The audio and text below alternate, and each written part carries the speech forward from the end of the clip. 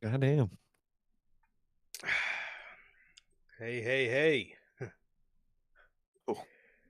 We we are back, ladies and gentlemen. Welcome everybody to another edition of Unscripted, man. This is episode 258 of NHP Unscripted. Thank you guys so very much for joining us here today on this edition of Unscripted, man. So, on this episode, we got All Elite Wrestling Dynamite to talk about. This was their last appearance from the Chicago Aragon Ballroom residency in Arlington Heights, Illinois. And we got no SmackDown, but an episode of Raw to talk about, man. Unless you guys wanted to stick around and talk a little Collision, man. But I think we'll save that for next week. But regardless, so yeah, man. Well, as you can see by the title, we're obviously going to talk about Dynamite, but we're going to talk about the SummerSlam aftermath. We're going to talk about everything that happened on Monday Night Raw coming out of SummerSlam. Sir K, coming out of the show, how are you feeling about everything, man? How are you feeling about the Rollins cash in? How are you feeling about the Brock Lesnar return? Not from what happened on Raw, but just coming out of that show. Out of SummerSlam itself. Again, the moment itself on Saturday was really fucking cool. They played it up really well. And then played the fake injury very well. Overall, do I think it was necessary? No. And I don't know, man. I like Rollins. He's a good, safe champion. I don't dislike the guy at all. It's just, and I like his character. It's just I knew you were gonna get the same exact thing that we were getting before again, and now it's gonna be for a while. So I wasn't overall excited, man. Of talking about the set stuff. Again, it's not bad. It's good. It's safe. It's just boring to me. It's just really boring. We're talking about SmackDown side of things with Cody. I'm very interested to see how they do Cody this Friday because, little spoiler, but I'm sure Roman was written off for the movie to go film the movie. Very curious, are they going to write Cody off? Is our new champ as a babyface just going to go off to Hollywood for a month or two to fucking go film this movie? I'm very curious to see how they're going to do Cody. Okay, all right. But what about you, man? I was gonna say I got something to tell you, man. According to the IWC, The Rock, he's involved. Cody gave him his soul on the down low, and he put him in a movie. All his dreams are coming true. I'm gonna be honest. I'm gonna be 100% honest with you. Okay. Letting my anger calm down. The more and more time moves on, and it's been 48 hours, the more and more I actually like what they did at SummerSlam with Seth Rollins for a couple different reasons. I talked Saturday how visually it was an awesome cash in.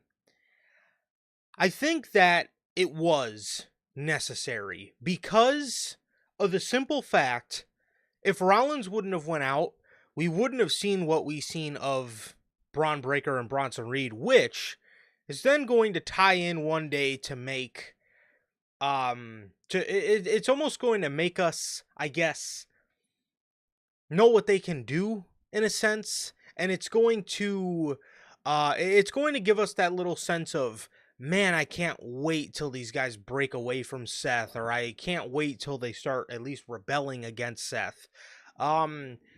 So for that sense, I actually really liked what they did. The more I thought about it, um, as for the other one, I'll say this. I'll say this. WWE bringing Brock Lesnar back just seems like a move out of desperation. And I don't know why they're so desperate to have a guy like Brock back, because you have a roster that's more than capable of putting together something special for John Cena's farewell run. Um the thing about Brock, I'll say, from a TV standpoint, taking personal feelings out of it, about the situation and stuff, because I genuinely hate the stuff that we've been seeing over social media where, like, people are fine with being Brock, or what the fuck am I talking about? People are fine with Brock being back, yet they almost like shun people who feel some type of way about Brock, which you have every right to feel a certain way about Brock, but of course you have to have, the IWC. You have to have people being different, right? So people, again, people like to, I guess, talk shit about people, or they try to act like the people that do feel a certain way about Brock shouldn't, or don't have a reason to feel that way. But if I'm looking at it from a TV standpoint, um I just certainly hope it just goes one pay-per-view. And I'll say this, if it's anything like their Extreme Rules 2012 match, it's going to be a good match. Just don't take up 2 out of the last 4 months with, because on paper, again, taking feelings out of it on paper, sure, a Brock match would, that's a pretty big feud, right? And I can get why you would want to do it. WWE, I just feel, made a move out of desperation there because they see their fan base complaining about how boring everything has been. And their version of shaking things up was bringing back somebody who's in an active lawsuit. But, everybody keeps saying, well, WWE must have did it because Brock got clearance. I personally think WWE did it because they know there's not going to be a solution before whatever they want to do with Cena is over. Because as far as we know, everything keeps getting stalled with Janelle Grant and that whole lawsuit. So, like, I personally think they did it because they figure, well, if we do something with Brock for like a month, then whatever we're going to have to do with Lesnar for a month, hopefully a month or even 2, if they even wanted to do 2 months. I really hope not. But by the time we get done doing all that, everything will still be stalled. You know what I mean? So if something comes out in 6 months, they can just be like, oh, darn it, we had, poor Brock, we got to get rid of him. But then by that point, they will have already done what they needed to do with John Cena. So from a TV standpoint, on paper, it's interesting. It just, to me, it just seemed like a bit of a move out of desperation, to be honest. I think if you really wanted big marquee stuff for Cena, you could have just saved Orton and Punk till later in the year, like we said. Or, I brought up on Sunday, you have AJ Styles and you have LA Knight. If John Cena still wanted to work heel, which obviously that's out the window now. But the AJ shit, you could even, both of them you could still do while he was a babyface. I just thought it would have been better as a heel. So you have those, and I really don't think we're gonna end up getting them. And that really sucks. Even Triple H said some stupid. Well, you want to get to everything, but you just can't get to everything. In my head, that's in my head that was okay. Prepare to miss some things that we really wanted to see. Unfortunately, so I mean, again, if it's anything, like I said, if it's anything like their Extreme Rules 2012 match, then it should be good. The only problem is it's probably not going to be like their Extreme Rules 2012 match, because I really do love that match. And I loved the feud when I was a kid. I ate it up in 2012, and an 11-year-old me, I ate it up in 2012. Just highly doubt we're going to get something like that. So I'll be okay with it if it's something like that. I just doubt it. I just doubt it, man. And again, it just seems like a move out of desperation, and it just seems like a move that was made because they know there's not going to be a conclusion to the Janelle Grant lawsuit for a while, and they have time to move with. There was some stuff on Monday Night Raw. We'll talk about that when we talk about that, but that's how I'm feeling, man. Again, the more time moves on, I actually like the Seth cash in and the whole point of it more and more. My point does still stand on I genuinely they better hope we get a payoff to this at Crown Jewel. But then again, if I'm thinking about this if I'm thinking about this from from if I'm thinking about this with a set of eyeballs, and I'm thinking about this with a brain, this is CM Punk winning a world championship. In a sense, this probably has to be safe till WrestleMania. I just don't know how they're gonna do it. It's a big enough moment to be. I mean, then again, if you wanted to do something in Paris, or if you wanted to do something at Crown Jewel, I think Crown Jewel is probably your best bet in my opinion. But then again, I don't think they're gonna want to waste the Seth Riders, or have their, not waste, but have their run be so short. Personally, I think it's gonna I go get till you. Mania.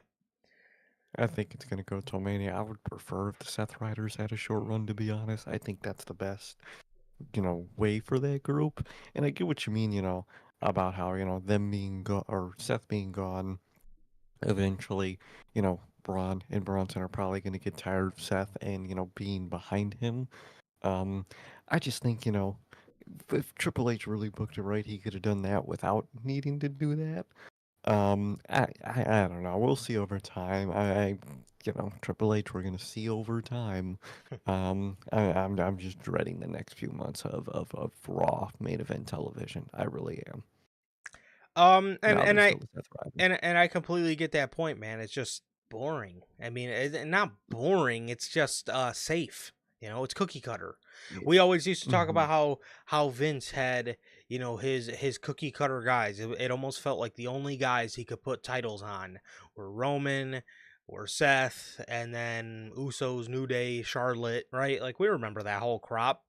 It's like Triple H kind of has his own. It's like Cody, Seth, um, not Drew McIntyre, um, uh, Doesn't actually win championships for some reason. Gunther. It's really just those two. Yeah. I mean, Gunther's a rather, I mean, Damian Priest. oh god, yeah, Damian fucking Priest. But yeah, so I don't know, man. I don't know, but what was I saying? Yeah. I mean, I said it when SummerSlam night one was on, was like, man, Seth going out was like the best case scenario to happen to these guys, because we actually got to see them have a little charisma.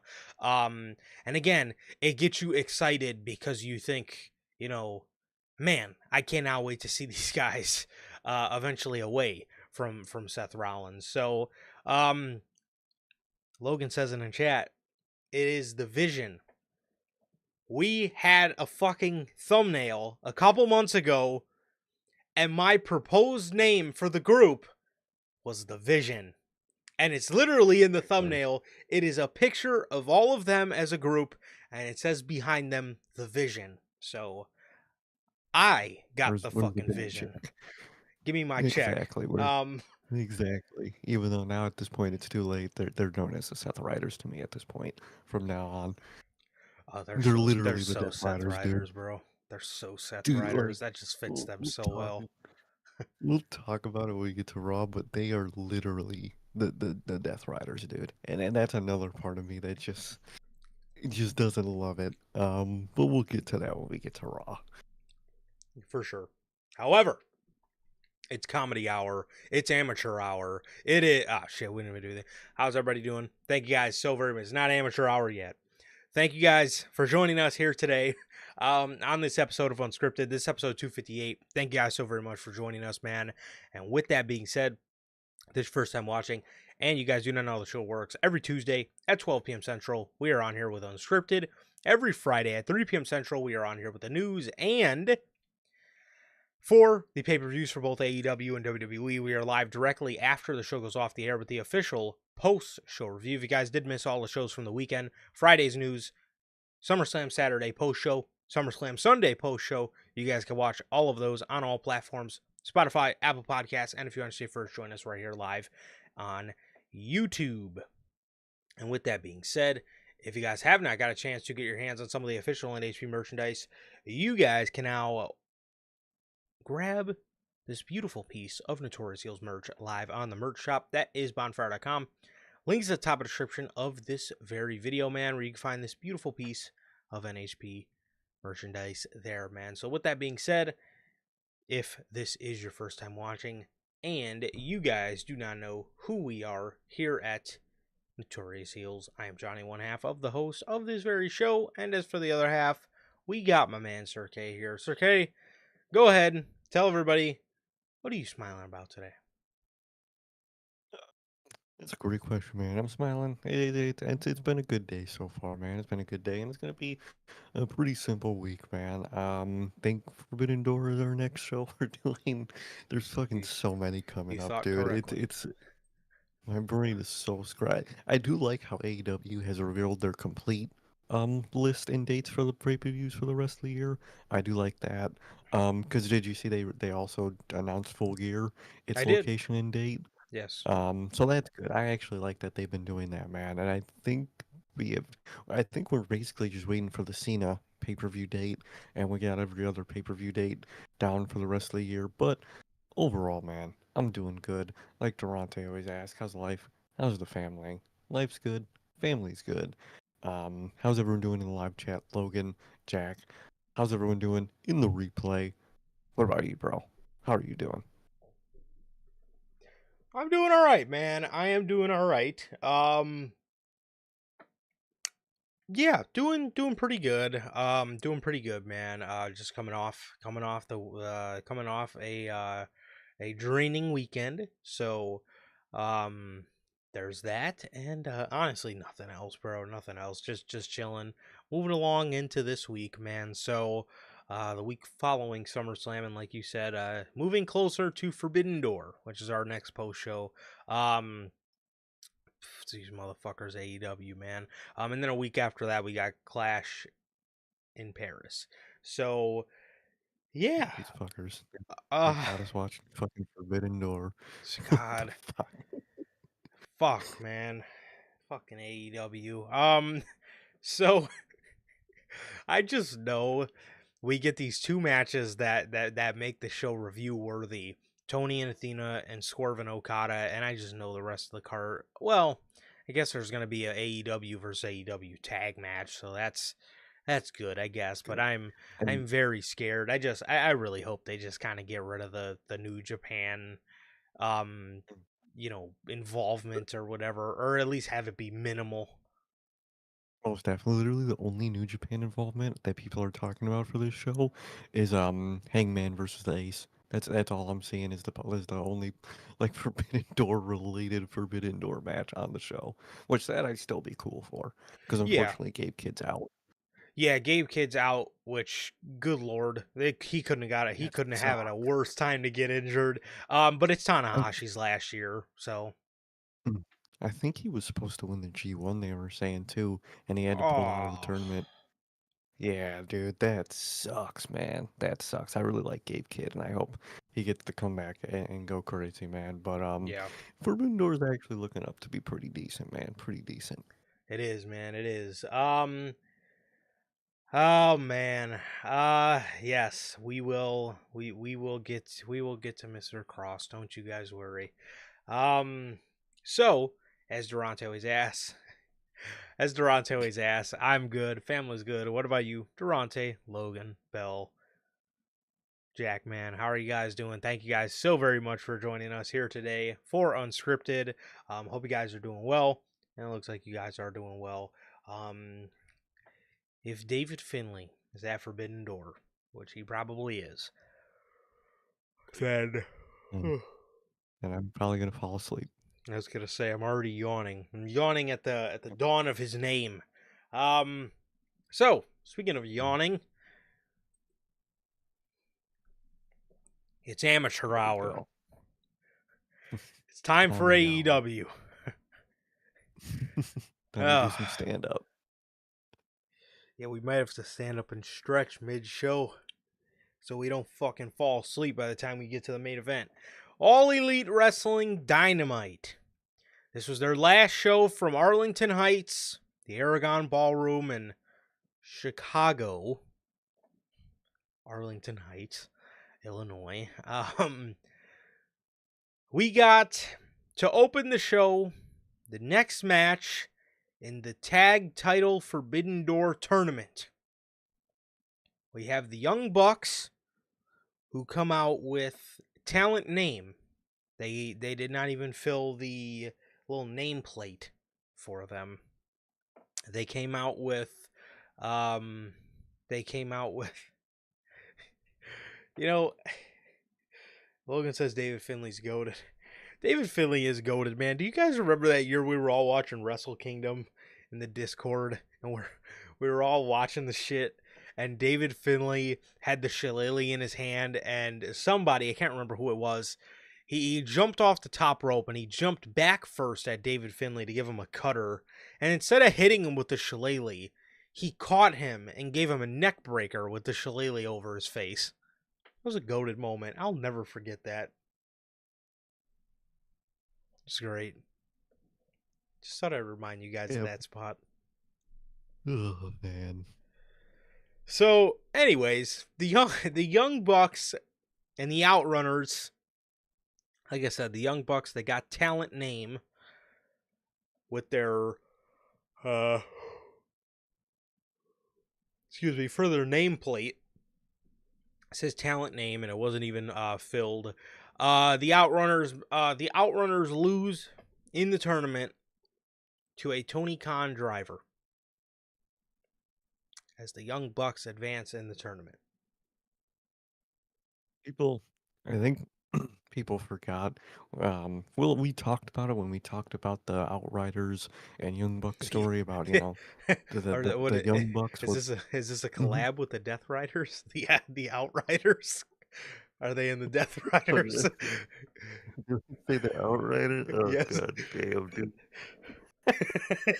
Outriders, dude.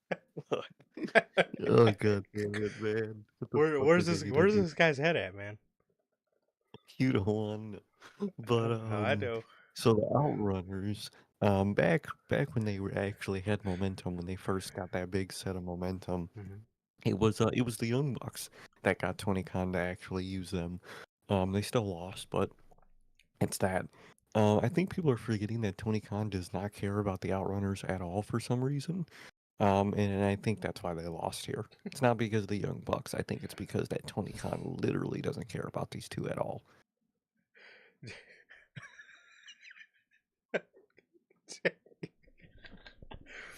Jack, Jack, Outrunners. I, Jack,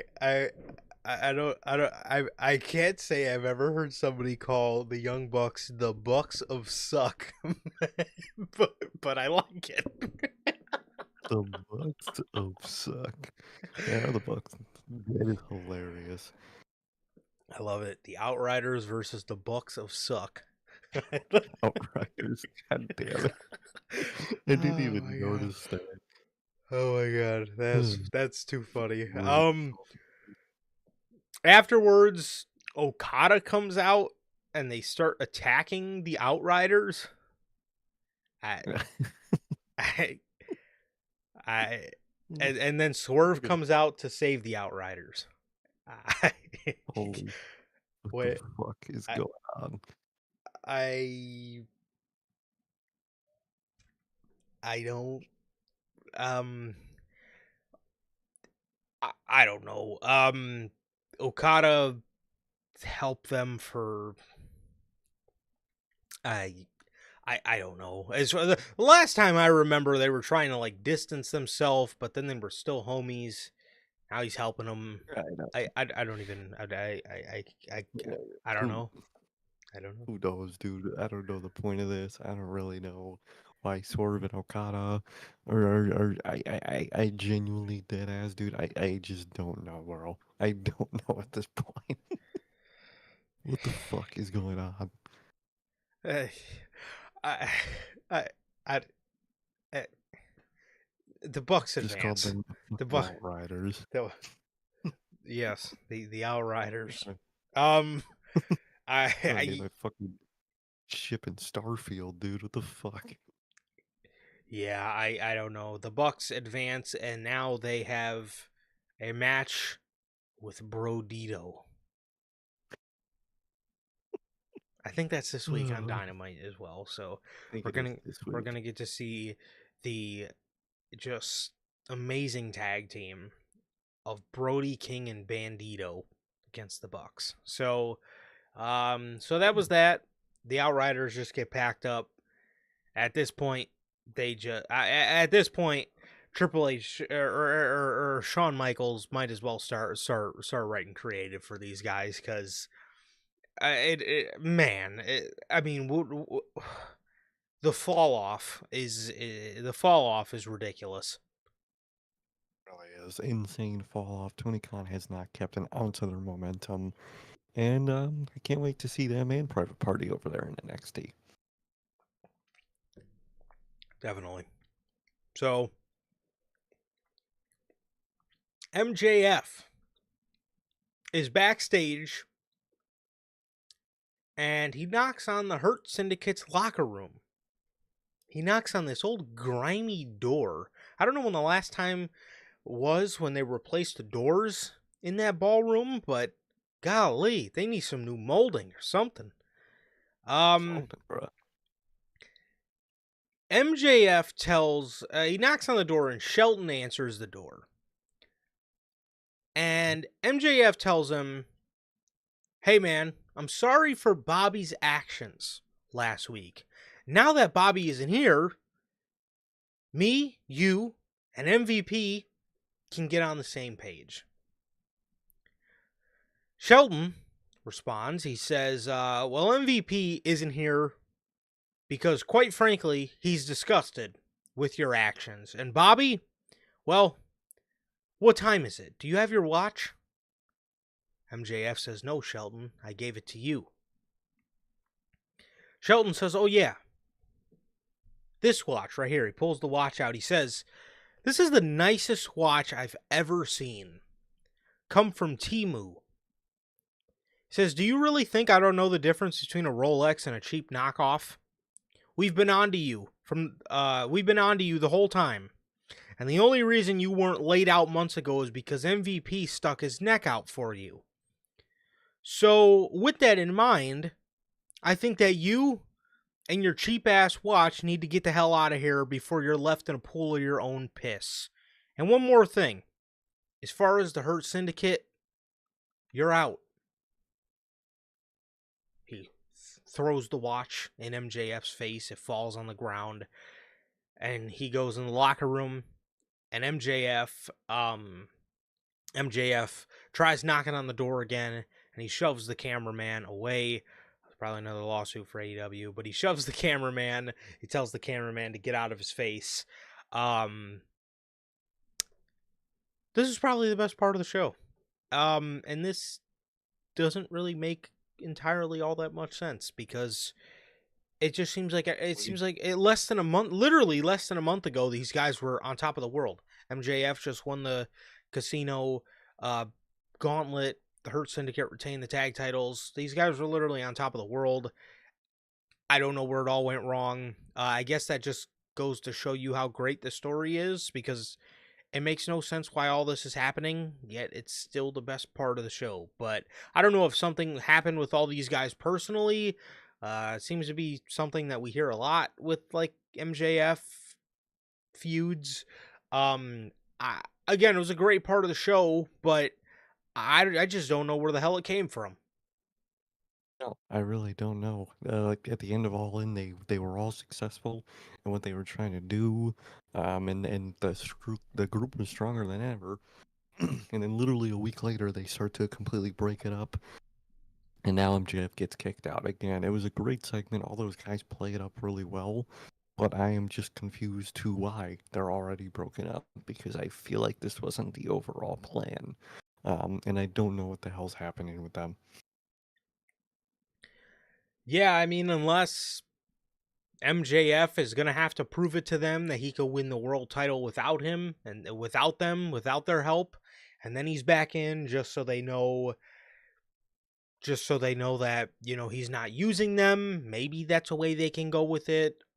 Either that or this is literally just done, which again, this segment would have been dope if there was an actual reason that tipped the Hurt Syndicate over the edge. I mean, he literally, he told the MVP one week, you guys need to help me, win the championship back. And then from that moment on, it's like he was getting choked up against the locker and now he's out of the group. It's just like, what happened?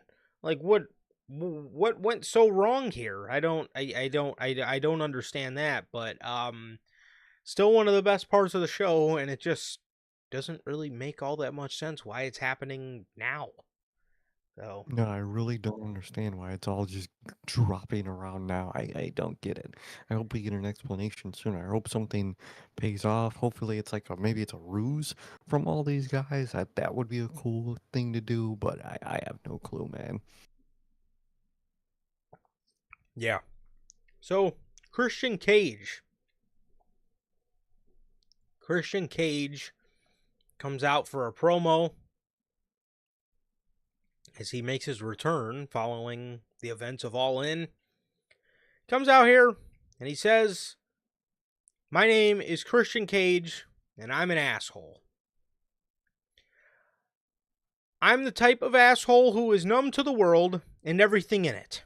I didn't care who was left in my wake. I was obsessed with becoming the AEW World Champion."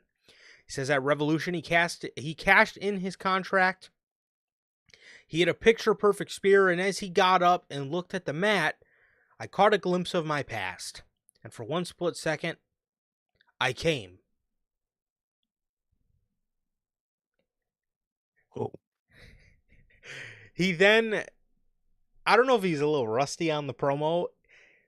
He kept having to, when Christian messes up on a promo, he'll say like, "I'm conducting business," or like he'll look at somebody in the audience and he'll be like, "I'm conducting business."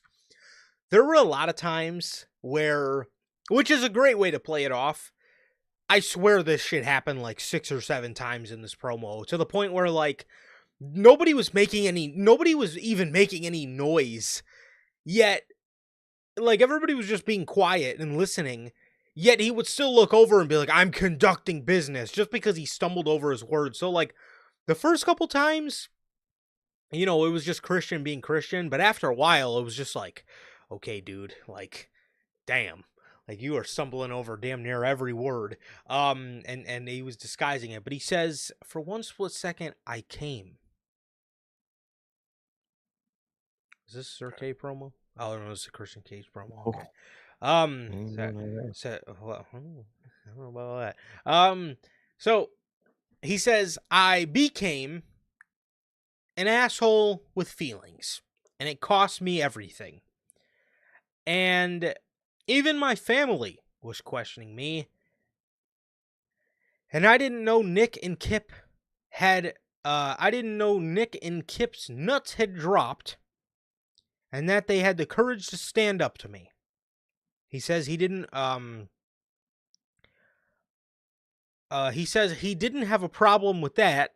He had a problem with them questioning him because they have not earned the right to question him. He says when it comes to business, he spent more money on rentals making towns than both have made in their entire career. He says he did not stick to the plan.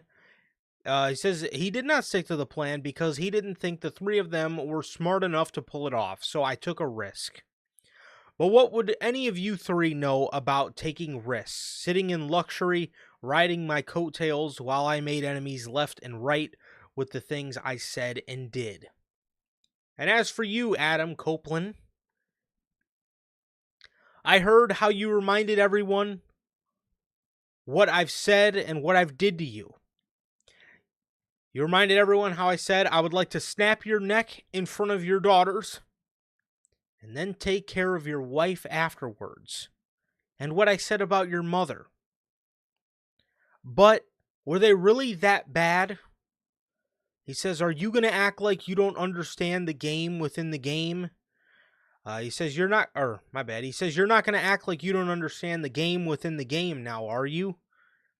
You yourself are an opportunist. You did some unsavory things yourself to make it to the top, Adam. So maybe come off your high horse and look at it through that lens. He says, the last time I saw you, you told me to go find myself. Well, maybe I did, or maybe I didn't.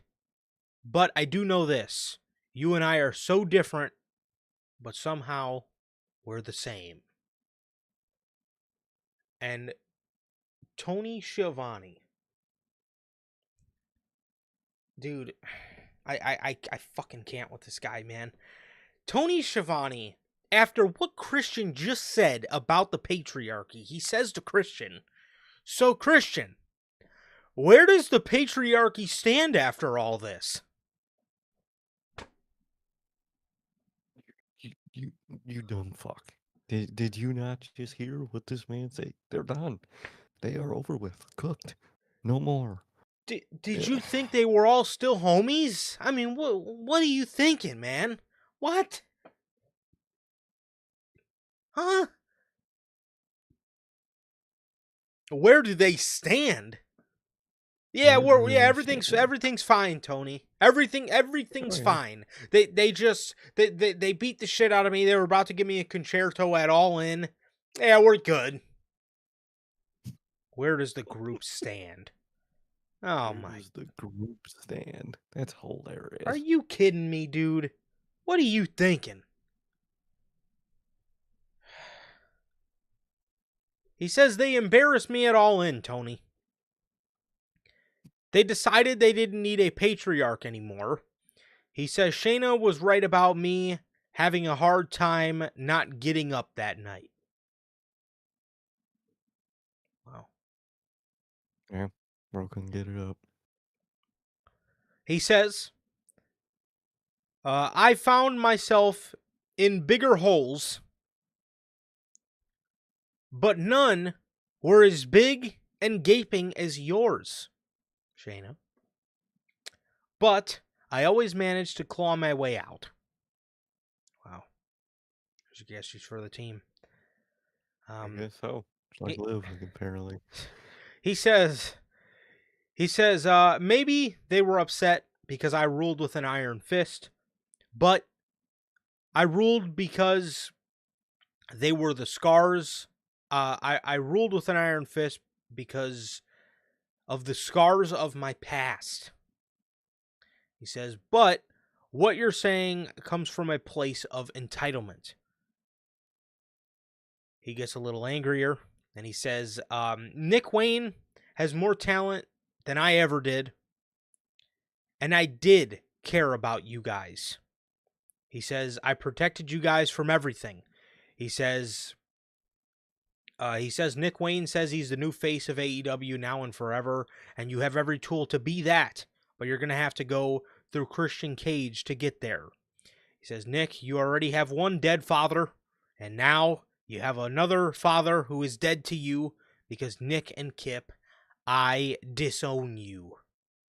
He walks up the ramp to be greeted by Shayna Wayne and then attacked by Nick and Kip, who give him a standing concerto at the top of the ramp. That could have went very bad, but thankfully they shot around it. Yeah. The promo was good. Again, why Tony Schiavone asked that fucking question of all questions in that moment, I don't know. But as for the promo itself, man, I did like it. I thought it was fine. I thought it was a nice explanation. I thought Christian covered all bases. And he continues to get his ass beat until the eventual Adam Copeland, um, you know, uh, yeah, the Adam Copeland save, which is I'm assuming probably going to be sometime in September, building up to Toronto all out. So, yeah, I like the promo, man. I like the promo. Christian, uh, you know, like I said, I don't. He said he came, but other than that, I thought the promo was fine. Yeah, like you said, man, I overall little rusty, but overall I liked it. I like what he said. He said what he needed to say. I think he meant to say, came to. I don't know what he meant, but that came off a little funny. But it was a good promo. It's Christian. It's his character slowly, repenting for the things he did, man. So I like the way they're taking it. I like how they didn't just go the cheap easy route and just make him a good guy all of a sudden, and Yes. and Adam Copeland's cool with them. I like how they both have to work towards that, man. So overall, I like what they're doing. I was very scared for that. I was Mhm. ridiculously scared for them having Christian come out there and just, be just jolly old Christian Cage talking, making a pity party about how he cared about them and he never did anything wrong. I really thought, man, please don't do that. So I'm glad they didn't. FTR. Yeah, yeah. Yeah. They're in the back talking about Copeland being banned from the arena tonight. Hmm. And then they go into talking about how they're going to take the titles from the Hurt Syndicate. The Young Bucks come up. They shake their hands. I guess they're friends now. Um, They were both heels, so dap up. yeah. That's all I want. Um, So we got what is it? What is it? What is it? Oh, yeah. They shook hands. They said, everything, may the best man win if we both make it to the finals, that whole thing. FTR walk away. Stokely looks at the Young Bucks and he says, "You guys aren't bosses anymore, right?" The Young Bucks say no. Stokely Hathaway Stokely Hathaway looks at Nick and Matt and he's like, "Ah!" And he like puts his hands up for a chop, drops his crutch. He's like, "Hiya!" And then he just quietly says under his breath, "I always wanted to do that." And he picks his crutch up and just walks away. That that that that genuinely got a laugh out of me. I actually thought that was really fucking funny. Um, it was I don't know what I expected in that moment, but it was not for him to it was not for him to do that. So I actually Stokely's great, man. I really hope FTR is a pairing for him that actually fucking sticks, because that is Stokely's only problem in AEW. Whenever he gets put with somebody, he just gets ripped away from them in like 3 months. So by the time November comes around, don't be shocked if Stokely Hathaway is a single man yet again. He has no act. Genuinely wouldn't be shocked, man. It's interesting. I love Stokely. I think he's great. But like you said, every time he gets with someone, you're sitting there, you're like, oh, this is really good. Yep. And then it just ends. And he just gets stripped away from him. We don't see him for a few months. I don't get that cycle. He was great when he was with Jade. I liked when he was with like Statlander and all that. Hmm. I liked all that. And then every time they would just rip it away for no reason, man. So hopefully this one sticks, and if not, hopefully he finds something that fucking sticks. Um, like Logan says in the comments, I'm not excited for another No, FTR versus Bucks match. this I'm is. really dreading that, if I'm being honest. Um, I would think that I think FTR would win that, because I think Hmm. Cope and Edge, Cope and Christian are eventually gonna go for them, and possibly the tag titles if FTR wins. So, and I feel like FTR might win. If the whole MJF stuff isn't a ruse, I could see him costing them the tag titles against FTR, man. So, that we'll see all that when we get there. But I don't want to see that again, but I think we will. Uh, man, this is why two companies or a brand split is good. Hmm. Because the way this whole tournament is shaping up, unless Tony Khan's really got a hard on for Bandito and Brody King, the Young Bucks are probably making it to the finals. That means we got another Bucks and FTR match, which, you know, I mean, they're good in the ring together, man, but like, golly, I remember caring about like the first three of them, maybe the first two. Nowadays, it's kind of just like, I want to see the Bucks face different teams. I want to see FTR face different teams. Not saying that one of them has gotta jump to WWE, but like, damn, it would be pretty nice if we could get like the Young Bucks versus Fraxium versus the Wyatt Six versus Andrade and Ray Phoenix DIY. All those teams, man. It's just like this tag division is just so goddamn depleted. It's so watered down. It's just like, all right, this is a state the tag division is, man. We have to go. We have to go back for. We have to run back around for like our yearly Bucks versus FTR match. It's like, come on, dude. Yeah, just yeah. Mentions it. It's such like a double-edged sword for me because I think FTR, I like the way their attitude and characters were in WWE, Yes. but I like their AEW identity as FTR more than I like Revival. I like the way Revival acted more than I like FTR, but I like the identity of Dax and Cash and FTR more. And I really liked it when they first came in. They had, the little FTR truck that was fucking Oh, sick. It's such a double-edged sword for me because I think that combination of those two elements would make them perfect. yeah. I liked early AEW FTR. I also like Same. their run in 2022.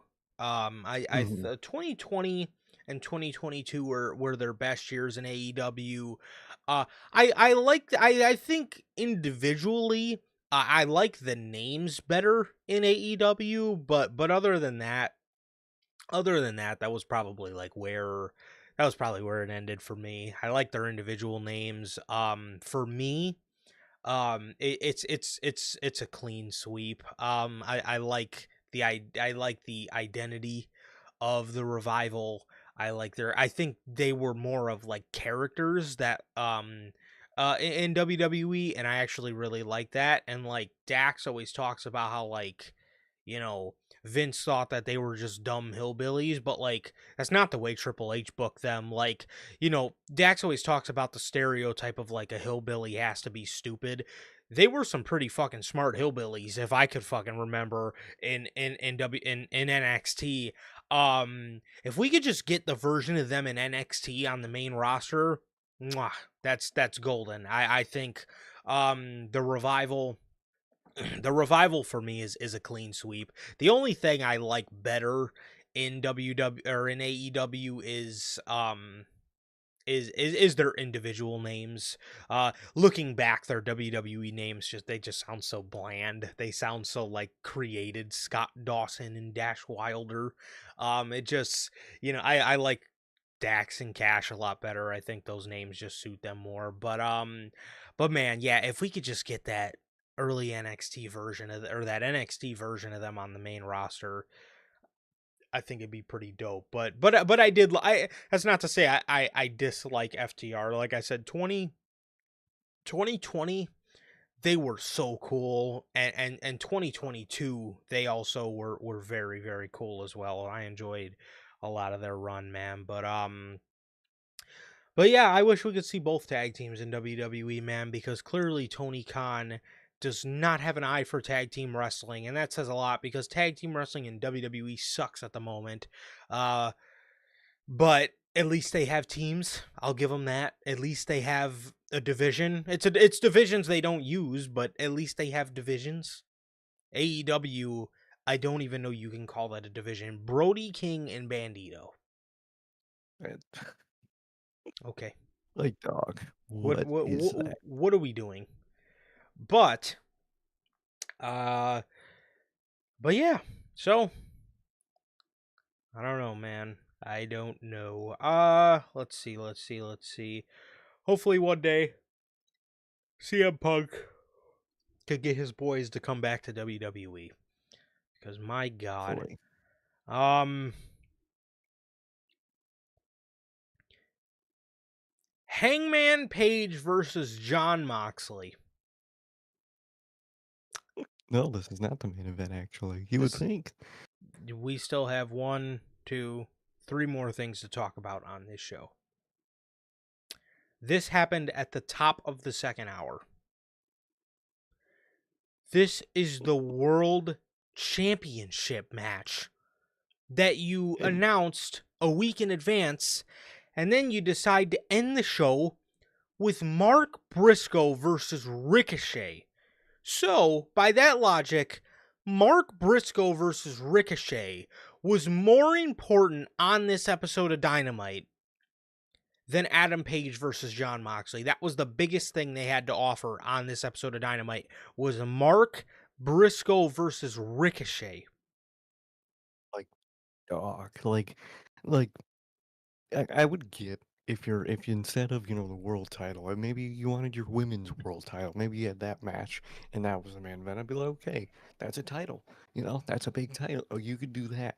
It was the most nothing fucking main event, and you had your world title not be in the main event. Wild fucking showmanship to that.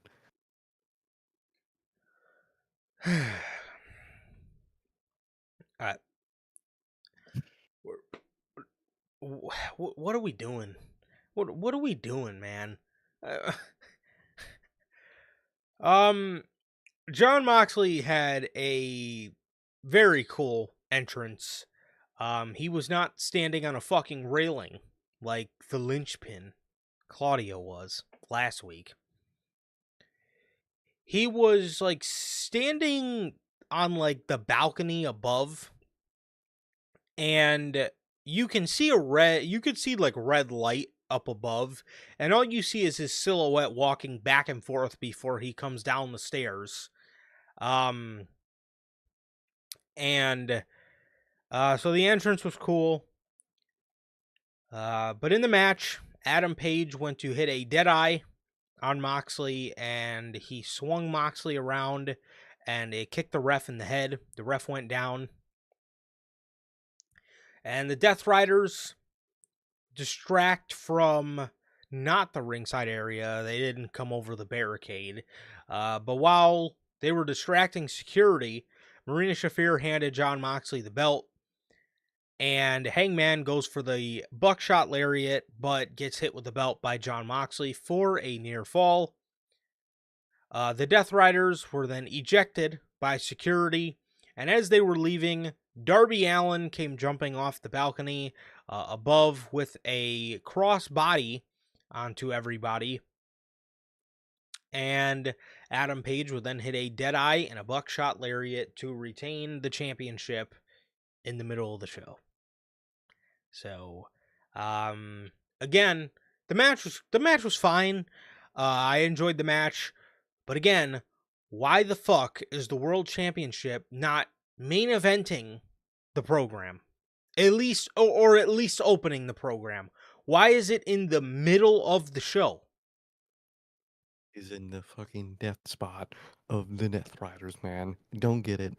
Don't understand why they did that, man. I'm glad Hangman retained, and it was a fine match. But why? Why would you put that in the middle of the show? And if you're not going to, you know, close the show with the World Championship, you better have some great shit to end the show with. I'll say that. And they ended the show with Mark Briscoe versus Ricochet. which Imagine if ultimately, on Raw yesterday that uh, LA Knight match wasn't in the main event. You know what I mean? yeah, imagine they do the ending to Raw at the top of the second hour. It'd be like you don't do that. Oh man, Roman Reigns, Punk, and LA Knight are down. All right, next up we got Becky Lynch coming out here. Like what the fuck? Well, next up, Athena and Billy Kay defeated Tony Storm and Alex Windsor. Really, Oh, Billy Storm. I mean Billy. What the fuck? Billy. What's her name? Billy Stark. Billy Starks. Golly, what? What am I talking about, bro? Tony Storm. Tony Storm did not know that Athena. I almost called her Ember Moon. Athena was legal, okay. and Athena came off the top with an eclipse, which I did hear the name of it, but I cannot remember it, to be honest. It was like the X block or something. It was called something, or yeah, it's the eclipse 100%. It was called something. So she eclipses Tony Storm and pins her for the 1, 2, 3. Then the very next day, they announce that Athena is cashing in her contract at Forbidden Door. Athena is a heel. Why is she announcing her cash in? Like, dog. She's like you said. She's a heel, and like, and You now just do it. you, Just cash in. you could have done some very cool production with Athena cashing in. You could have had Tony Storm just won a match and the camera is zoomed in on her, and all of a sudden, out of literally nowhere, she just gets eclipsed and cashed in on. Yeah, You could have done some that'd be really amazing. cool, like that. Oh, Athena holding a Money in the Bank contract essentially could have opened the door for a really cool cash in moment, and out of nowhere cash in moment, and they have her announce the cash in. Have her announce the fucking cash in to just lose. And she's gonna have backup too, and she's still gonna lose. Um, why? Why are you doing any of this at this fucking point? Um, uh, they could have done so much more with Athena, and I feel like after this, she's gonna go right back down to ROH purgatory. But my question is, and they do the same thing with Paige and MJF, but Paige and MJF is not nearly as bad. Why does the Money in the Bank holder? Why are they feuding with the world champion? Like when Rollins won the briefcase, he didn't go into a 3-month program with Gunther. Like, no, he you the whole point is to hide them in plain sight. So you have Tony in her feud with, you know, random wrestler number 5, and then you just have Athena off to the side, maybe going up to Tony every couple weeks and just letting her know, hey, blah blah blah, you know, I remember I got this, or don't even do that and just hide her in plain sight. And then all of a sudden, Tony Storm gets eclipsed. She didn't even see it coming. At, and they put her in a program with her? Like, what are you thinking? I, I don't understand why they would do that. It makes no sense, dude. Literally, dude, the money in the because it's basically the money in the bank briefcase. That is one of the best, creative tools that Yes. wrestling has, and nobody can get it right. Yes. Literally, nobody can get it right, It's and it's the easiest. dude. It's so easy. It's tension. It's a tension in the air for your champions. They just fail to fucking grasp. Golly, man. Yes, nobody can get it right. So yeah. Athena is That was what Logan just said, and that's a great point. Logan says she pinned the champion. By that logic, wouldn't that earn her a title match? Why would she have to? Why would she pin the champion and then still have to turn around and use the free contract that the free title shot that she earned to get a match when she just fucking pinned her? Like, if anything, you could have had her pin her. They give her a title match because she just pinned the champion. She loses that title match, and right after she fucking cashes in, and was like, you know what? I actually have a do over right here, and I'm fucking use it. Anything. There is a million ways you could do shit like that, and they never do anything like that. I don't man, I do not understand whatsoever again. Athena is a heel, bro. First of all, why is she announcing a cash in?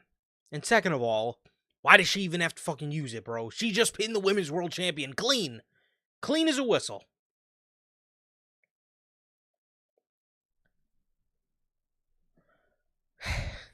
MJF.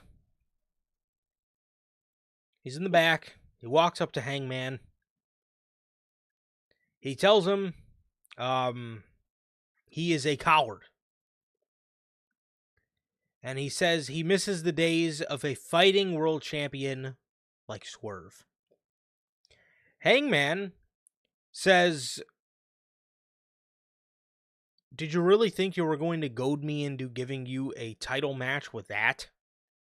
He says, you will have to earn it or use the contract. Meanwhile, the last thing that was on the show just displayed none of that. Someone earned it. Literally, It someone earned it. literally displayed a woman earning a title match. Yet she had to use her contract. So she says, or he says,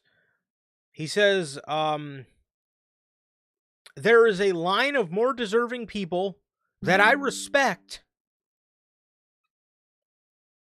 who deserve a world title shot like Mark Briscoe. What? What? How is your biggest television loser someone who can get a title shot? Because Hangman respects him, I guess. I guess all you need is respect. And then you get a world title shot. More respect and the fact that you want to fight. So if you beat Mark Briscoe, or he says you got to beat Mark Briscoe, Hangman says, I don't see the Hurt Syndicate here either. So I don't know what's stopping me from beating your ass right now. And MJF walks away. Mark Briscoe was who they used. So Adam Page is the reason that MJF will finally give in to Mark Briscoe, because Page says that Briscoe is more deserving of a world championship match than MJF is. What?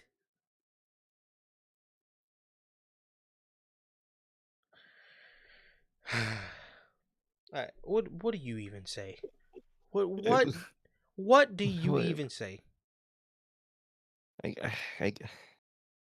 Why? What is this, dude? What is any of this?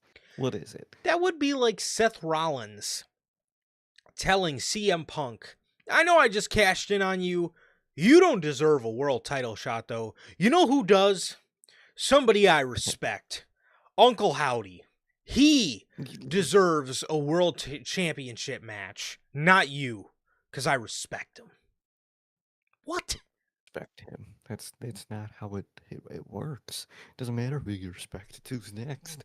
And Mark Briscoe should not be next. Get out of here, man. Mark Briscoe versus Ricochet. In the main event, speaking of losers, Ricochet. Ricochet loses to a Jay Driller. Who else can Mark Briscoe win against besides another Then loser, another man? loser. Come Yeah. on. You put two losers in and we find At out who least the one of them. ultimate loser is. At least somebody got to win here. Good lord. He had a lot of potential with Ricochet, man. They had a lot of potential. So much. Ricochet is going to be a case where he gets used in like a year and a half, and Tony Khan's just going to sparingly use him when he wants, which sucks because overall, I think he made the right choice of coming to AEW. He was just going to get buried to the Seth Riders in WWE, Yeah. and I think he made the right choice. But it's not really saying Tony Khan's gonna, use the guy like crazy anyway, man. So, I I don't even know anymore, man. I don't even know anymore.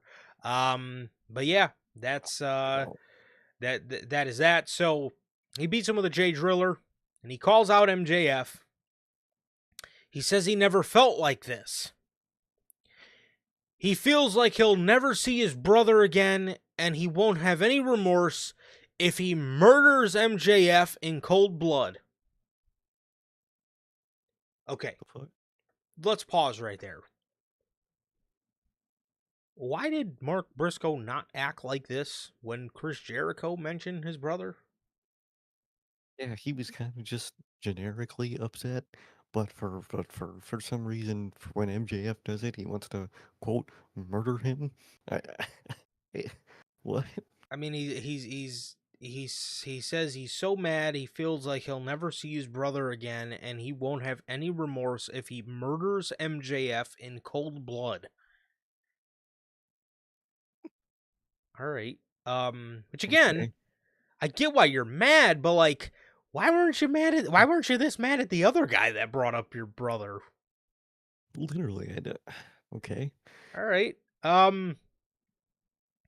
MJF appears on the Tron.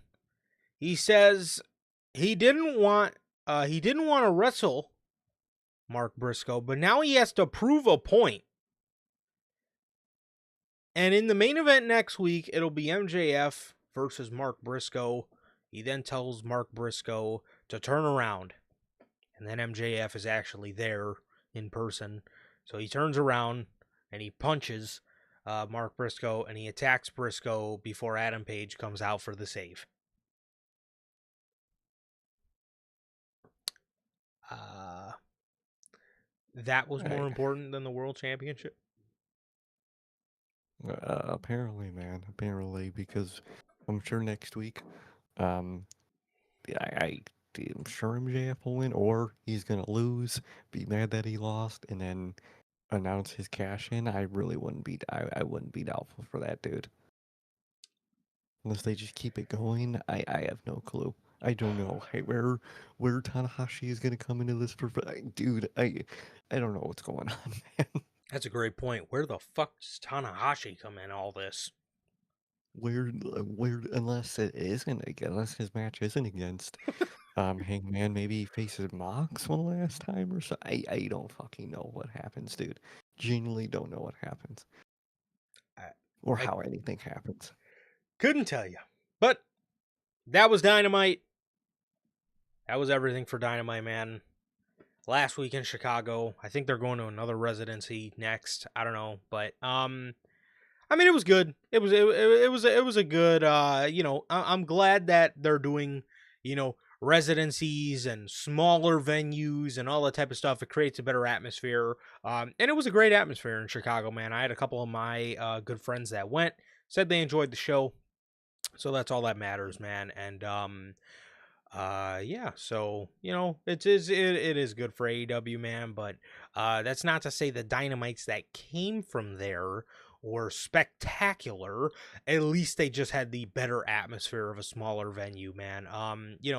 I seen everybody complaining about, these guys just fought in front of 28,000 people. Now they're fighting in front of 1,000. Like, yes, you are also the same people that asked for AEW to go to smaller venues. So again, you can't sit there and say they need to downsize, and then when they downsize, you make fun of their attendance.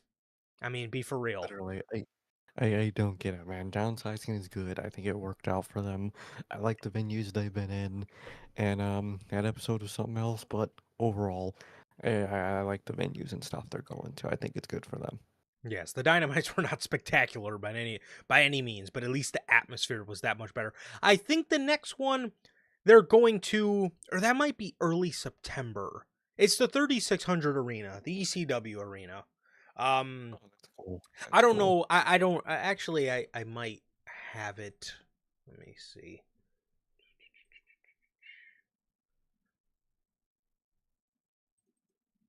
Or the 2300 arena, not the 3600 arena.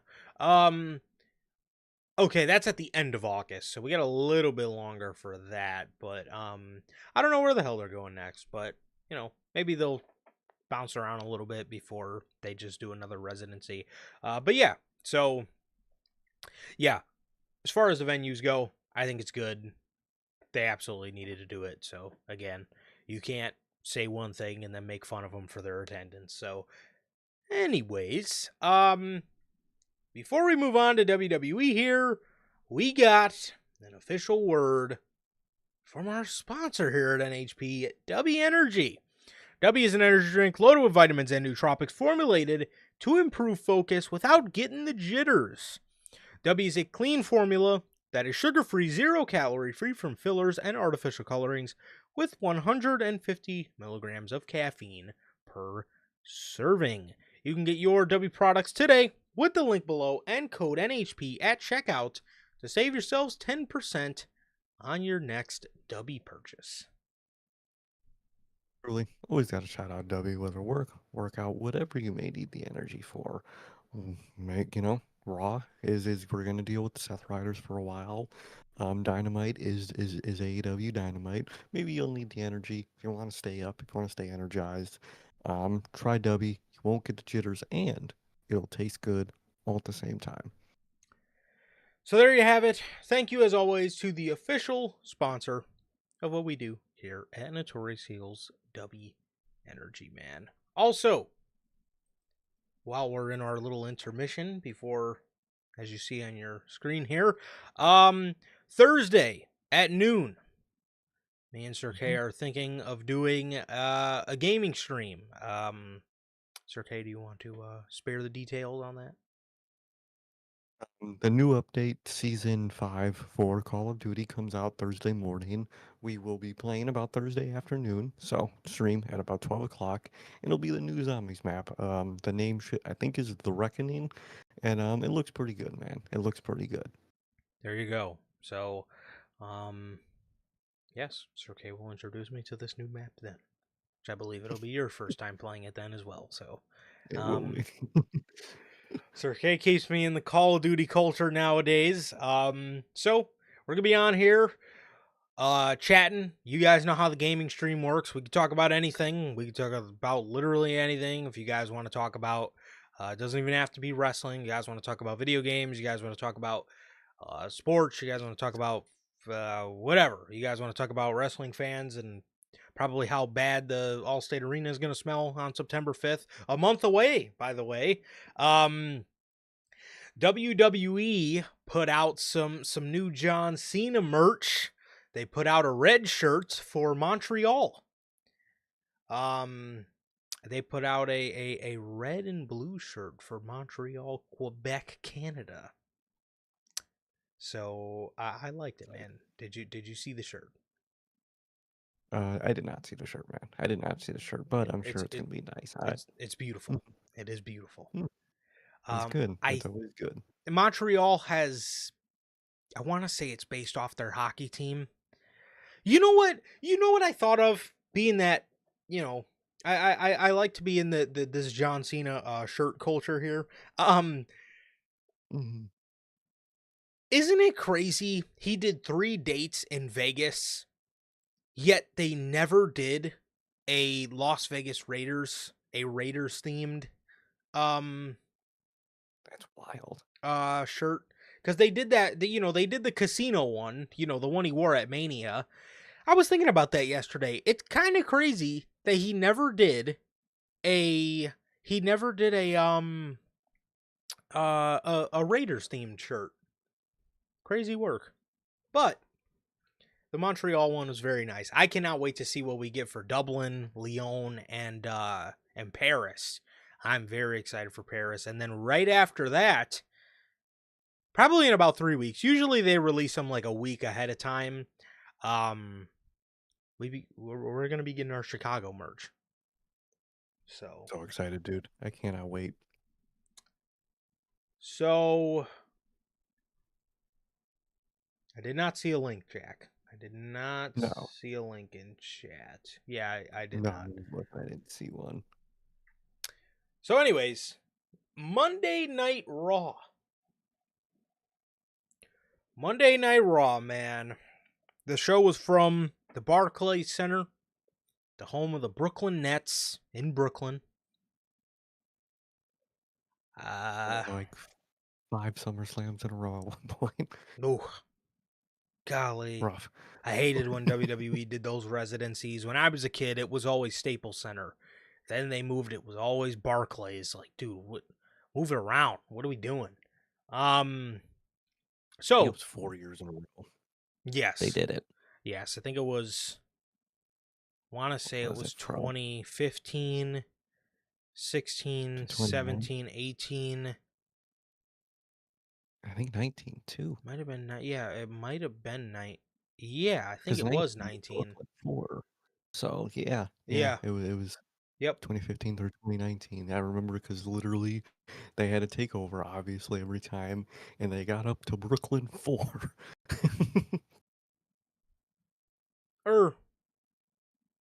No. 19 was in Canada, because that was the year we got takeover Toronto. 18 was Brooklyn 4. 18 was Brooklyn 4, okay, but they were there 4 times. Good Lord. 4 years in a row, man. Yeah, but I think for a while it was always Staples Center. It was always Staples Center. But anyways, so we got Raw from Brooklyn. The show opens up with Seth freaking Rollins, the new World Heavyweight Champion. He comes out. He actually got a pretty big pop. And then when he got in the ring, they started chanting CM Punk. Paul Heyman, he does his shtick. He says he's the greatest of all time. And our humble oracle. He's the oracle.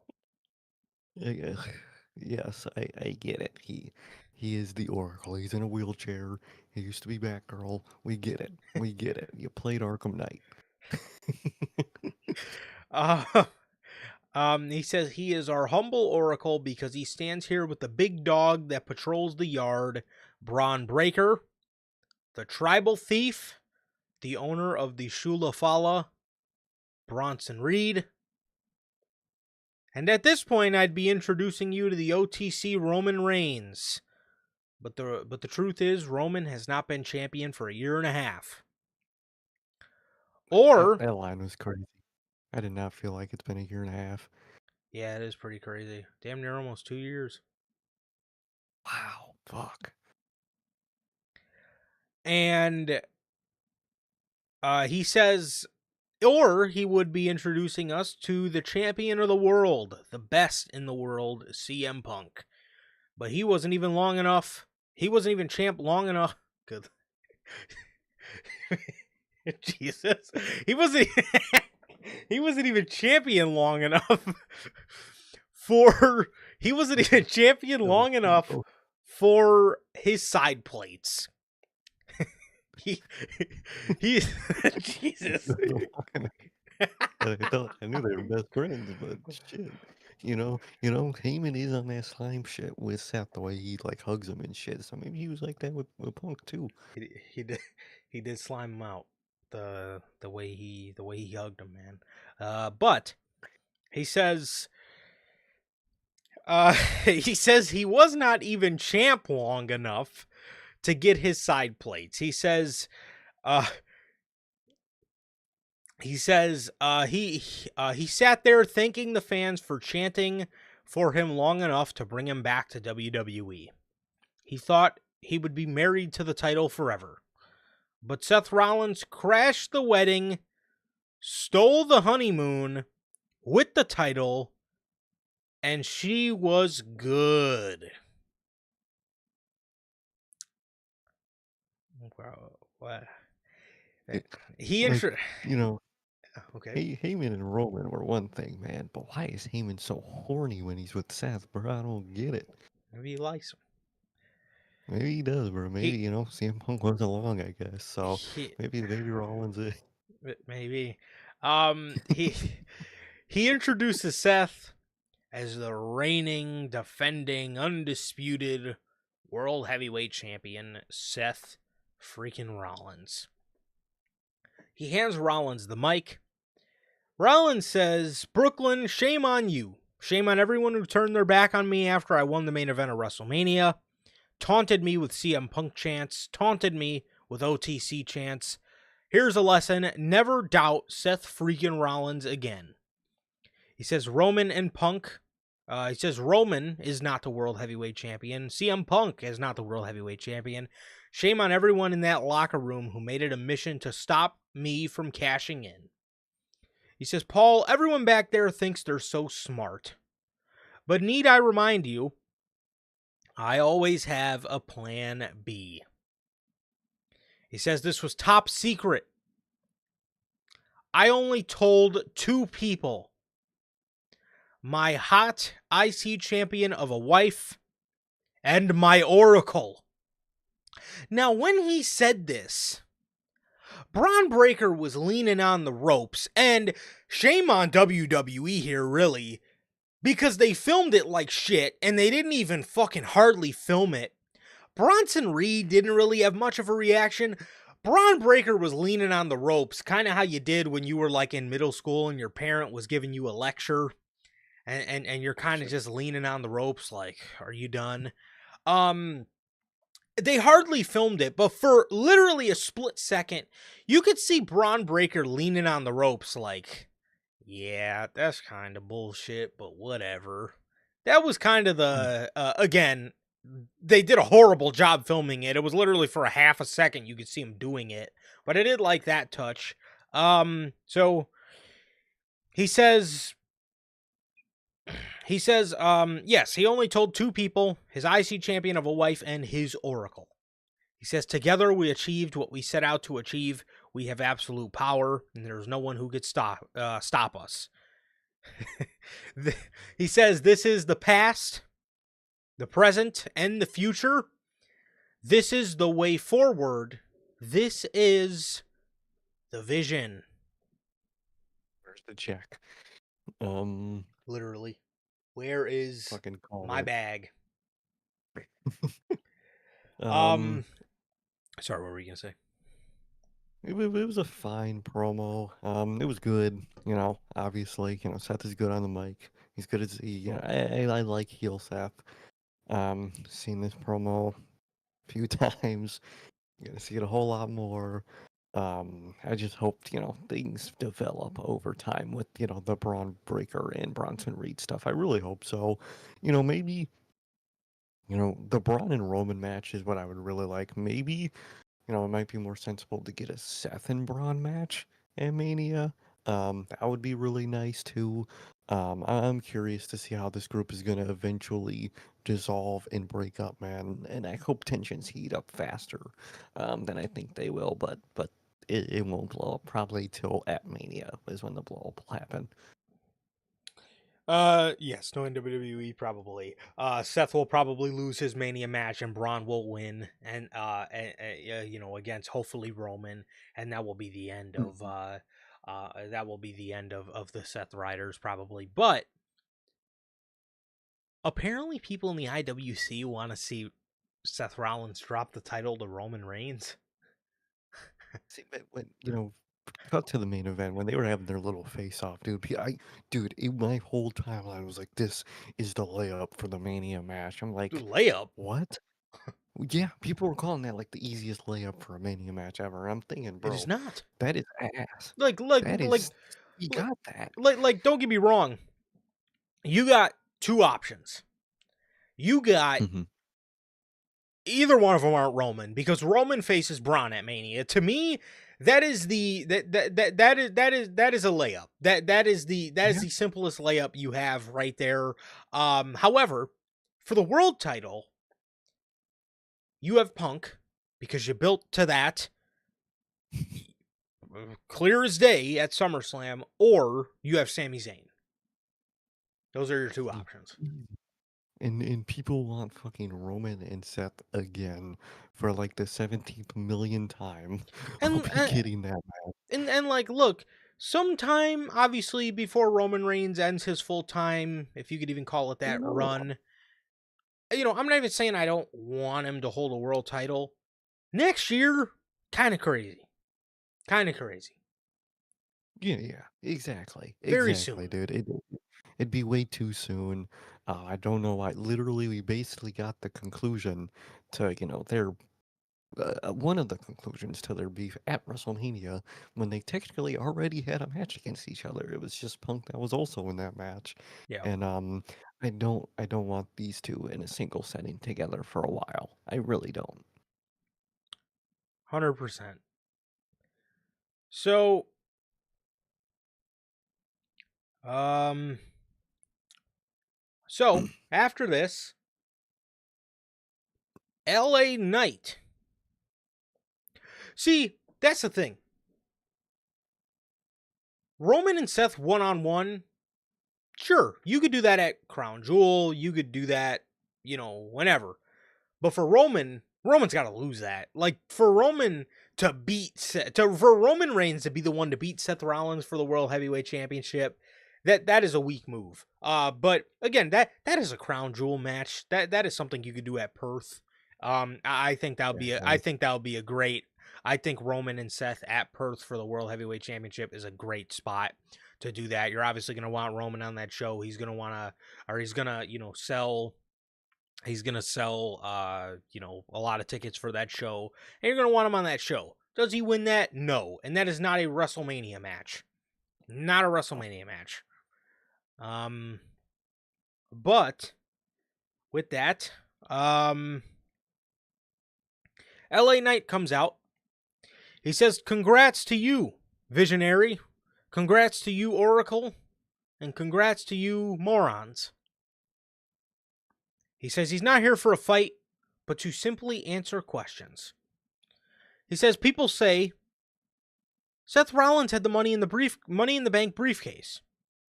Why would he have to fake an injury? He says that you were not faking an injury to get that. Points at the world title. He says you were faking an injury because I told you I was going to hurt you.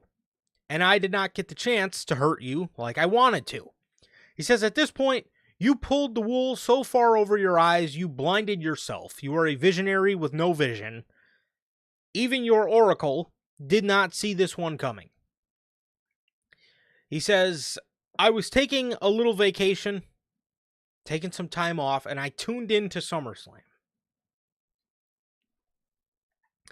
Oh, God. Been on it, but okay. Okay. Yeah, literally. He says, and I tuned into SummerSlam, and I said I got to get to Brooklyn. He says, let me remind you, I was the last one to beat you.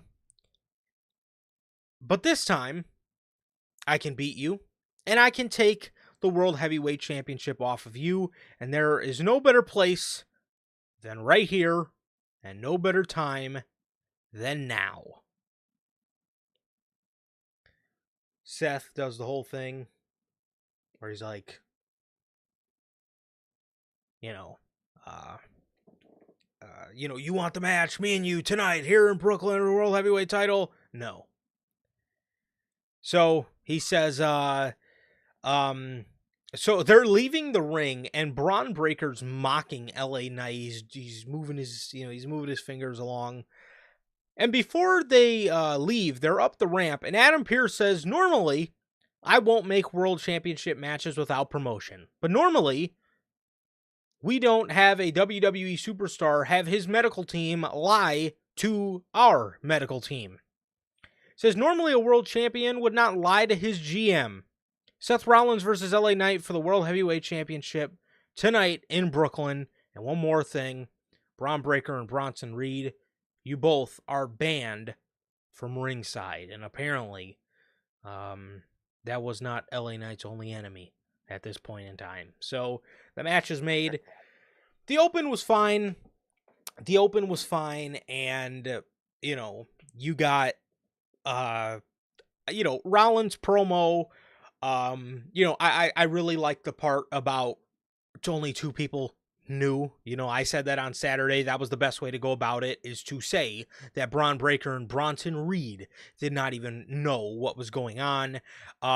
So you had that. I like that a lot, and I like that he fucking gave the group a name. For the love of God, it's only been 4 months. Exactly. I do like that they finally have an official name. Now it's too late for me personally. They're the Seth Riders. But I am glad that they actually have an official name, and we don't have to hear Michael Cole say their every single one of their individual names every time they come out. So that's nice, man. That's nice. I do like the element of Braun and Bronson not knowing. I wish they kind of played up to that a little more, but I guess we'll probably just get that more with time. And hopefully with time that really comes to the forefront. I really hope so, man. Yes, 100%. But um Roman and Seth is at this stage in their careers, it is not a Mania main event. On paper, it's a Oh, Mania main event for like 2022, maybe. yeah. It was a WrestleMania main event for one of those years that Roman Reigns was facing somebody we didn't want to see him face at WrestleMania. There was the year he was Yep. supposed to face Goldberg. There was like 20 years in a row where he faced Brock Lesnar. One of those years he could have faced Rollins. At this point, again, we only got 2 or 3 more WrestleManias with Roman Reigns. And I just prefer not to waste one of those on No. Seth Rollins. The story, Literally. and again, we've seen a variation of it this year. Obviously, Punk was involved, so it wasn't a one-on-one match, but like, I want to see Roman Reigns against Braun. I want to see Roman Reigns against Jacob Fatu. I want to see Roman Reigns against those kind of guys. I just Oh, literally, man. I want to see Roman not involved in Bloodline or Seth Rollins stuff for once, dude. Genuinely. yes, on paper, sure, for a couple of years You know, ago. Um, so yeah, I do not. I really. Oh God, I would not man, care to see that. I, It's gonna be. The thing is, they have a great story. But it's a story that, I mean, we all know how that's gonna go. It's like Sir Kay talks about all the time. The you know uh Rollins and Punk. You know what I mean? It's like they say the same stuff. Reigns and Rollins, although it's a great story, they're just gonna recite, "You hit me with a chair, created you. I created the monster, Mhm. blah blah blah." It's like we've seen this stuff going into Mania 40, building to the tag match. We've seen this stuff last year. I created you. You're a monster. I gotta stop you. You hit me in the With chair, a or chair. you hit me with a chair. It's a great story. It really is. It's a great story. I'm not trying to downplay their story. One on one, do it at Perth. I don't want to see that at Mania. Yeah, Absolutely that is not. not worth a Mania match. On That paper, it would work, but but you actually do it, and it just becomes the a million times thing we've seen before. Yeah, yeah. Rollins, and you got options for Rollins. You got the story with Sami Zayn, that's more intriguing, and you got the story with CM Punk, that's more intriguing. You know, um, to me. But yeah, there's that. And Judgment Day, they're in the No way. back. Yeah, right. Judgment Day are in the back, and Finn asks Roxanne and Raquel how they're doing. Raquel says we're doing fine. Rox, let's go regroup. I, What does that entail? what How do yeah, you regroup? how do yeah what Do you just sit down and be like, "Damn, we lost." I know. What do you So do? As they leave, Roxanne says goodbye to Dominic and nobody else. And Dominic does not even pay her, no mind. Dom don't give a fuck about Roxanne, dude. Yeah, Like, he does I not. don't know where that story's going, but at this point, I don't see Dom doing the whole live thing again with Roxanne, and I hope that's the case, to be honest. I hope Finn tries and fails with this Roxanne thing, you know, the same way it worked with Liv. I hope this time it fails. Yeah. Yeah. So you got Dominic. He sees the LWO. He says, "Hey, what are you guys doing in my hallway?" They then set up a match with Dominic and Dragon Lee. AJ Styles then comes up afterwards and tells Dom what he did was clever. He says he's still coming for the IC title and that Dom is eventually going to run out of tricks. He tells Dom time is running out. Dominic then tells him, yeah, time is running out because you're getting old. So, yeah, that was that. Judgment Day tension, and Raquel rolls her eyes and walks away. Classic, classic Judgment Day tension, man. I do like that AJ is still facing Dom, and it's obviously they're gonna run it back in Paris. Paris loves AJ, and I'm actually excited for that. And I like how AJ is kind of like happy with the way. Did you see the what AJ said on the post show of SummerSlam? What part? It was a cat. I think Kathy Kelly was interviewing him about his loss, and he was kind of like he was kind of putting Dom over with like how clever it was that the Yes. way Dom beat him, Yeah, and yeah, I yeah. liked it. I like that a lot. I like that. I think that's good, and I like the dynamic between these two. Yeah. Jack, that makes Oh, two of Jack. us.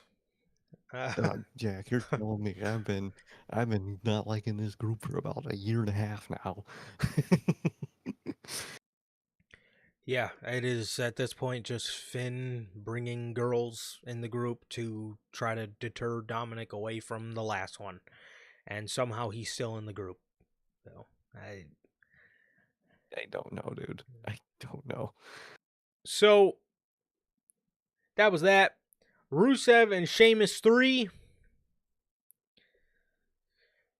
This one ended by countout. Rusev went for the 10 beats to the Bodhrán.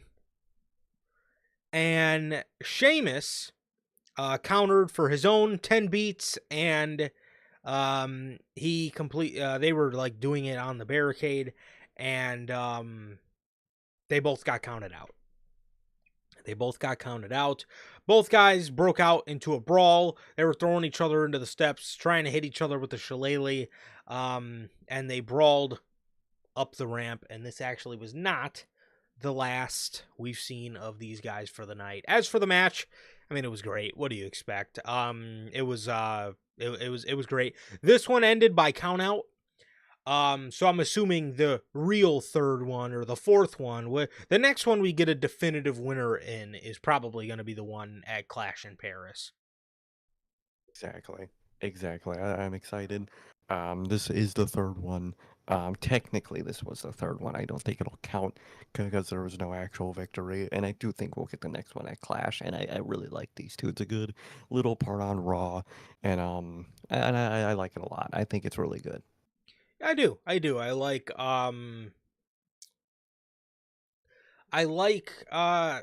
it feels competitive, you know. It's not just Rusev just burying Sheamus, you know. I like that to it. And Exactly. these guys put on great matches, man. So They do. it's been nice. I would like for them to maybe open it up a little more. I remember when they used to have that little workhorse group on Monday Night Raw. You had like Dragunov, Yeah. Ivar, Sheamus, Braun Breaker, did I say Dragunov already? You had that whole crop of guys, and I really liked that a lot. But yeah, Rusev and Sheamus, they've been doing good stuff, man. They've been putting on good in ring quality the past couple weeks, so it's been good. Yeah, The, it's been great. the New Day.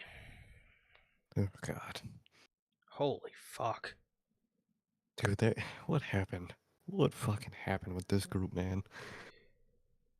Grayson Waller walks up to Kofi and Woods, who are in the back, and Xavier Woods is wearing this fucking ginormous hat.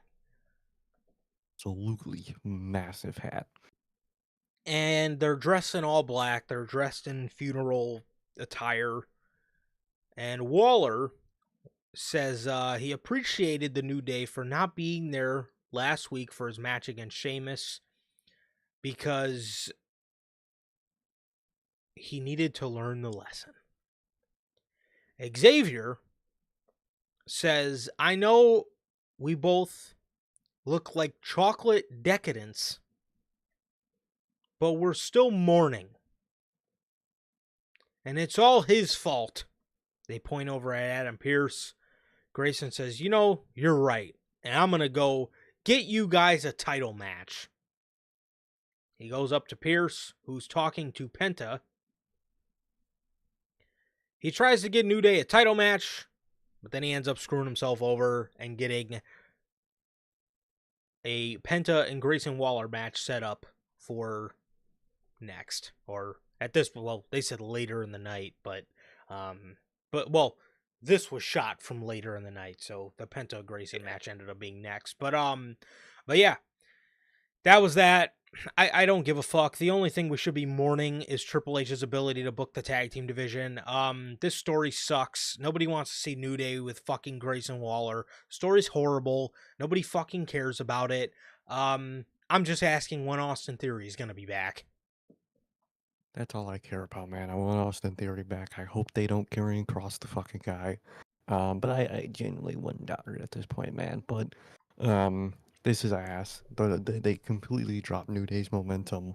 Waller is almost worthless on the show, and what the fuck is going on? Atrocious. Absolutely Horrible. atrocious. So yeah. We then get Penta versus Grayson Waller, the New Day on commentary. Grayson went to go for his move where he rolls in the ring with the stunner. He rolls in the ring, and Penta super kicks him. Penta throws him in the corner, and Grayson shoots Penta up. And Penta's hanging upside down, like with his shoulders on the ropes like he normally does. And as he comes down, wraps his legs around Waller's head and hits a Mexican destroyer. It actually looked really dope for the victory against Grayson Waller. Afterwards, the New Day gets in Penta's face. He kicks both of them, throws them both out of the ring. He puts on Xavier Woods' big ass hat. He then throws it like a frisbee at him. And then, while he's wearing the hat, I forgot to mention he did his little Penta walk with the hat on. It looked kind of funny. And then he frisbeed the hat at him and then dived onto both of them, and that was it. So They yeah, were doing so good with singles Penta at one point. He had momentum. I was thinking to myself, man, what would it hurt to, move this guy over to SmackDown, maybe throw him in that US title picture because clearly they're not taking the IC title off Dom for a No, while, or man, do something with the guy, man. I mean, he's fighting something Grayson Waller, bro. like, I don't know. dude. They really got to have him, or surrounded by better people, man. Him dabbling in with the New Day and Grayson Waller. I mean, what the fuck It's is that? horrible. It's so bad, dude. I'm so sick of it, man. And we were just talking about that little workhorse circle they had going. Penta was a part of that. Yeah. Can you bring that back on Raw? Have him in there. Have them all mixing it up. That's what I would like. Apparently, we've heard they're gonna do a draft for season premiere episodes. Should that happen, remains to be seen. I do not know why they didn't do it. I don't know why we stopped doing it after Mania, but okay. So Charlotte Flair and Alexa Bliss were walking backstage, and Sheamus and Rusev ran in front of them, still brawling. So these guys were fighting in the back. Michael Cole. We then come back and we get a shot of Michael Cole. And he is talking about the Brock Lesnar return, right? He's talking about the Brock Lesnar return. And he says, I talked to Triple H and Nick Khan earlier today, and they told me the Brock Lesnar return happened earlier last week, as they reached out to Brock Lesnar, and they said to Brock, we believe it's time you come home. And Brock said, let's do it. Boy, Oh, the way Triple H made it sound on that post show was that this was all John Cena's idea. I want to know the best part about that. I actually have something to read off to you, and it's John Cena. I think it was earlier today, speaking about Brock Lesnar's return. Oh boy, break the news to me. I can't wait to hear this. John Cena speaks Mm, on his reaction to the Brock Lesnar return. okay. It says, "Quote: I've been saying the same thing for 25 years. They deal 'em, I play 'em. You know, I'm just really excited. We got like 12 of these things left, and I think SummerSlam was an indication from the audience where everybody kind of knows we're closing our book. And just because I close my book in December, that doesn't mean WWE closes its books. They got to continue their programming going forward. They're just trying to make the most exciting shows for the fans. A dozen of them I got left. They deal them, I play them." That so, so was and I was going to mention that because do you remember, Sergey, when we were watching WWE Unreal and Triple H said, when I called John about the heel turn, John said to me, any idea I have, he believes in it. What's another thing we know about John Cena? John Cena has taken pride in the fact that he has never lobbied to work with anybody in 20 fucking 3 years, whatever it's been. He's never lobbied to work with anybody. So I was even more pissed off when I watched that post show because you damn near tried to throw it on John Cena and put the heat on him like it's his fucking fault Brock Lesnar's back, when, come to find out, it was you. it was Triple H and Nick Khan, and I don't even know how much I believe the Nick Khan part. If I'm genuinely being honest, this screams Triple H booking to me, and he tried to blame it on Cena. Look like an ass. Cena just made him look like an ass because Cena reiterates that they deal them, I play them. That what that means is they told me I'm facing Brock. That's it. And then you have Michael Cole try to go out there, and you try to have him look like an ass too, and say all that. That is hilariously bad. That is crazy, dog. Which, again, Brock Lesnar, on paper, I could see why you would want that. Yeah, on paper. We're also speaking on paper. And on paper, um, there's not the circumstances that you're in with Brock Lesnar per se. So, again, crazy move by WWE. You tried to blame John Cena when it is on record that that man has never lobbied to work with anybody. Like he just said, they fucking line the cards up and he works with them. So you try to blame it on that guy. You try to That blame it is on fu- John Cena. LOL. he he tried to blame it on Cena, dude. And Cena, that was definitely a PR move from Cena to literally say they did this and not me. And that is crazy. Triple H, man, he's great at making himself look like an ass on those things, man. He really is. He just makes himself look like a dweeb, bro. I mean, dude, you're literally on record on WWE Unreal saying, you know, every time I pitch an idea to John, he always says, if this is what you believe in, then this is what we can do. I will do John is not hard to work with. John, it.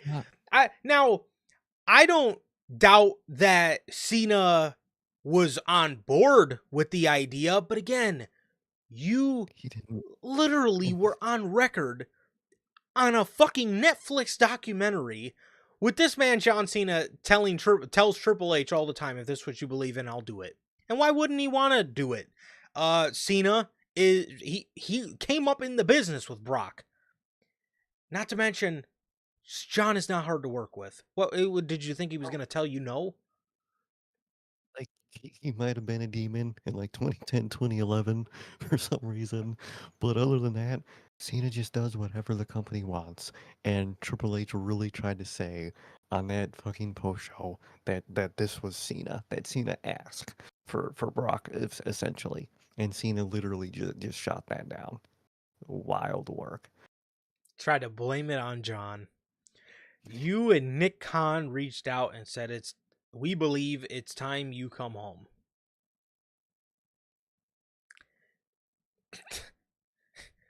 Wild, dude. Wild work. That is hilarious. Unreal. That is absolutely hilarious. So, and I also love the fan base being like, well, John Cena and Brock, it's going to make money. I'm sorry. I think everything John Cena is going to do this year is going to make money. It's And John Cena. I know they're acting like you got to line up, like you could put John Cena against a fucking pillowcase and it will make money. Dude. And again, these are the same people that say, well, WWE needs Cena and Lesnar because it's gonna create eyeballs and it's gonna make them money.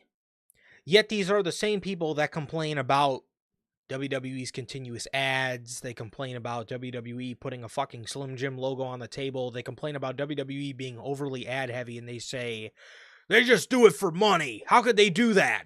This is stupid. Why is there a Slim Jim thing on the table? This is so stupid.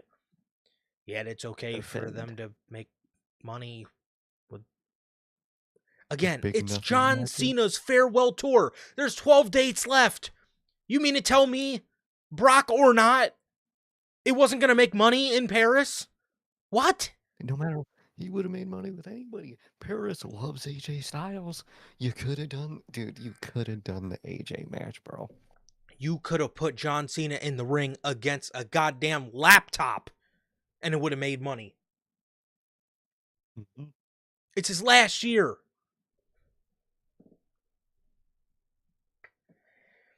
TKO. TKO. Oh, they gotta do it.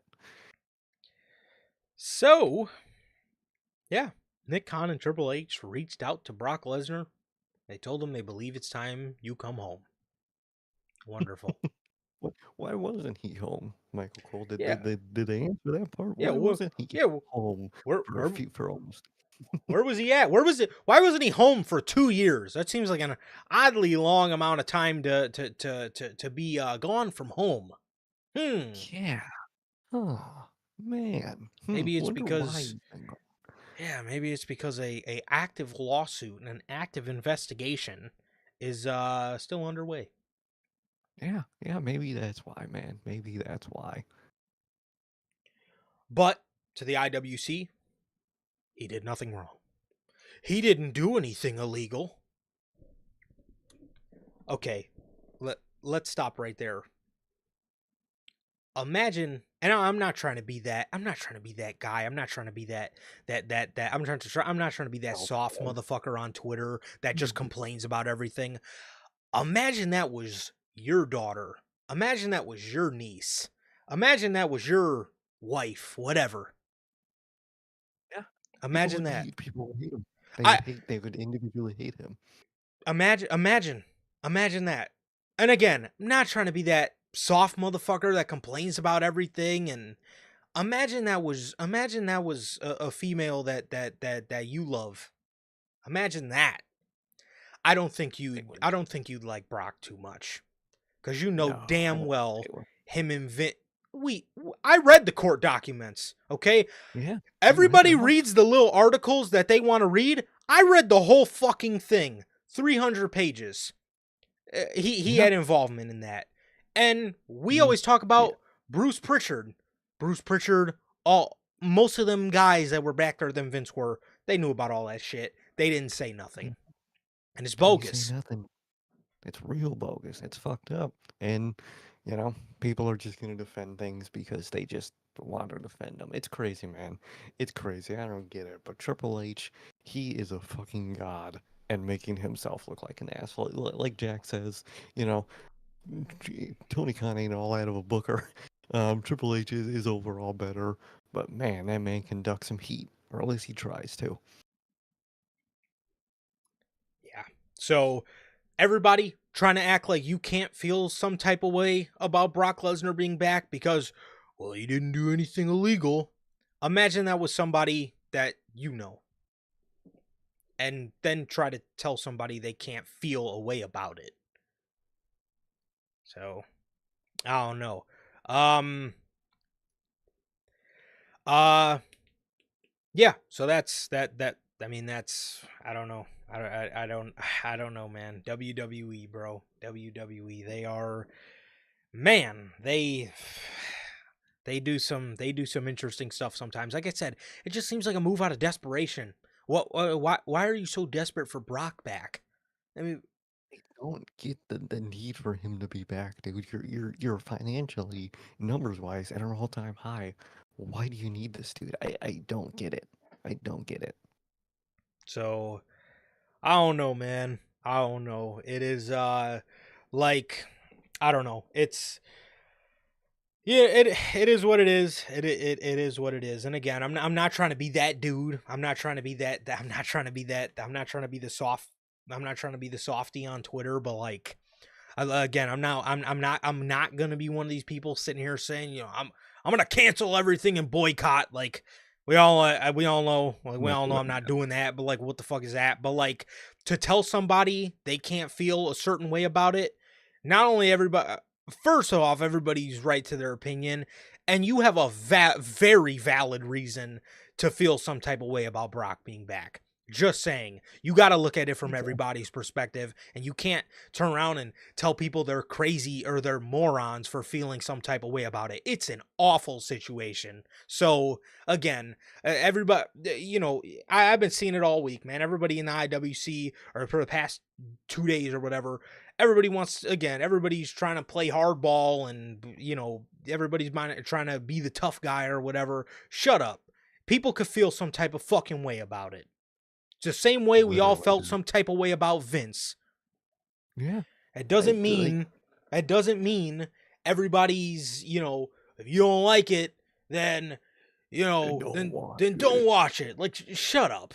Honestly. Shut up, like, dude. I hate Twitter like that, dude. Because I don't get it.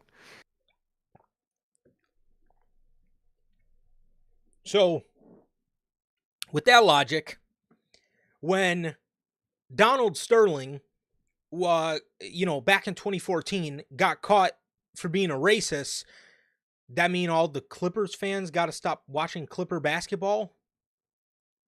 No. I I don't get it, dude. I don't get it. That is their logic. If you don't like it, don't watch it. So, yeah. Yeah. There you go. There's my rant.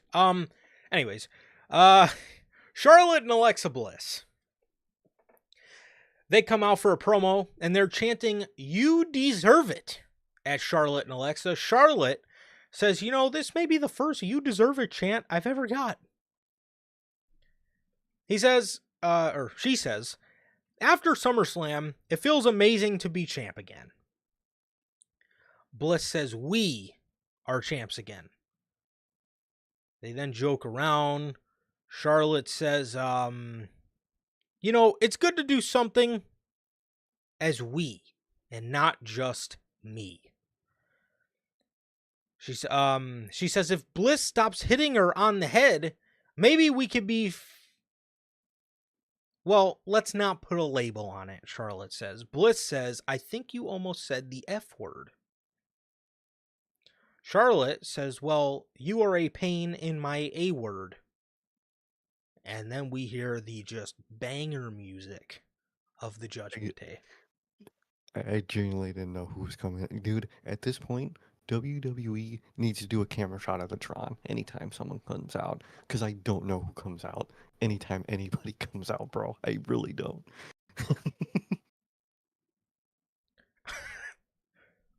Like, dead ass. I was like, oh, who's this? Oh, it's them. That was my genuine reaction in that moment.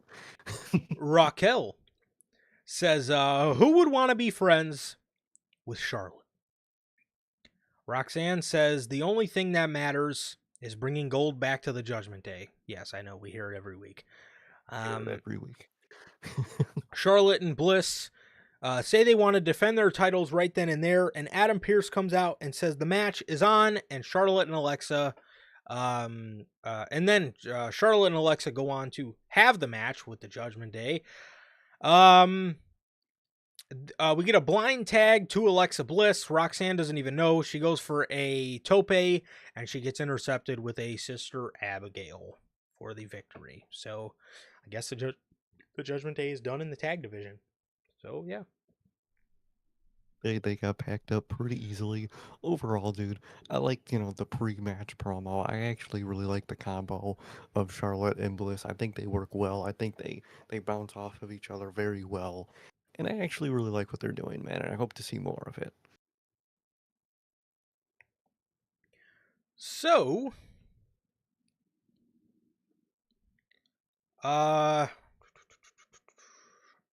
Io Sky was backstage with the Kabuki Warriors. Rhea comes up, and Asuka says to Io, hey, Io, talk to your friend. She points at Rhea.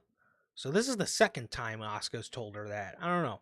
I feel a turn coming. I definitely think so. She says she heard Io ask for a one-on-one match with Naomi. Io says, yes, I was not pinned at SummerSlam. Rhea says, I hope you can beat Naomi so I can finally beat you. Io tells Rhea again. Rhea goes to walk away. She grabs her. Says, Rhea, just so you know, you will never beat me. And yeah, that was that. So it was pretty good. So I think they announced next week we're getting Naomi versus Io for the world title. We are getting that next week. And I'm very curious to see where this Io and Rhea stuff goes. A lot of people think they might start tagging for a little bit against Kabuki Warriors when they probably turn on Io, and that I actually wouldn't be shocked at. I could see like a temporary little tag team. Yeah. I could see that. I could see that, especially because they keep referring to Rhea as her friend. So I doubt that, they think that Rhea's not really her friend. But then, Rhea's going to end up coming through for her or whatever. I could see that. I could see that. And it'll be nice for Rhea to take a step back because look at what it did for Charlotte. I've really been enjoying Charlotte out of the limelight. And I'm not saying like, Rhea is like nauseating levels in the main event scene, but it's time for her to take a step back so we don't get to that point. So exactly. So yeah, Bally and Lyra we're in the back. Bally is she's running around looking for Lyra. She wants to apologize to her. Lyra finds her. And Bailey tries to apologize to her for what happened. Lyra says she doesn't care. She doesn't care what she's trying to do. I cannot face Becky. for that championship anymore. Lyra says, I need to get out of this Bayley vortex. She says, neither me or you are champions. That both, and that screwed things up, and we both have screwed things up for each other. We are not good for each other. We are not friends. We're not even enemies. I just want you out of my life. And she walks away as Bally is upset with this. Where this goes, not sure. Maybe Bayley works to get back in Lyra's life. Maybe. To be I I could see whenever we fucking finally get that draft, I could see Lyra getting drafted, and then either Bailey purposely, finds a way to move shows to be on the same show as her, or just also gets drafted. And I think, like what you said, she's gonna try to get back in her good graces. I could see that. I could really see that, and I like that. I actually really love the story that these two have been doing. I love the story with Bailey, Becky, and Lyra. I thought we were going to transition into Bailey, Becky, and I thought that Bailey was going to be the one to take the IC title from her. Seems not to be the case, but regardless, man, I like it, and I like that these two are still. There's obviously still going to be some type of story here. Exactly. There's definitely a story. Logan says, is the Bailey Vortex anything like the Jericho Vortex? No. Logan. No. Actually, the Bailey Vortex with Lyra is one of the best things on television, and the Jericho Vortex was one of the worst things on television. Yes. Stark sure. difference there. Dominic Mysterio defeats Dragon Lee. Dragon Lee was distracted at the end of this match by El Grande Americano, the one we know as Ludwig Kaiser. He then gets distracted by another El Grande Americano, the one we know as Pete Dunne. And then Dragon Lee does a pretty good job at taking care of both of them. And then he is attacked by another El Grande Americano, this one being Tyler Bate. Where is my fucking check? I said this word for word last week when we seen Pete Dunne in that fucking mask. I said, how much longer before we see Tyler Bate pop up in a mask as well? I shit you not, 1 week later, Tyler Bate comes out wearing a Grande mask. Dude, you know what I'm scared for? I'm scared for the Royal Rumble, because I feel like up to 4 spots are going to be wasted on El Grande Americanos. I could see that being accurate. I can 100% see that. Because if the timeline fits, I could see that being Gable's return as his El Grande, and they're all going to be like confused and pointing at each other, and it's going to be a fuck fest, dude. Man, It's Tyler Bate and Dunn. I can guarantee you Tyler Bate, Pete Dunne, Ludwig and Ludwig versus Gable. American Made. Yep. I can 1000%. I can guarantee you that will probably be your Mania match, depending on when Gable comes back.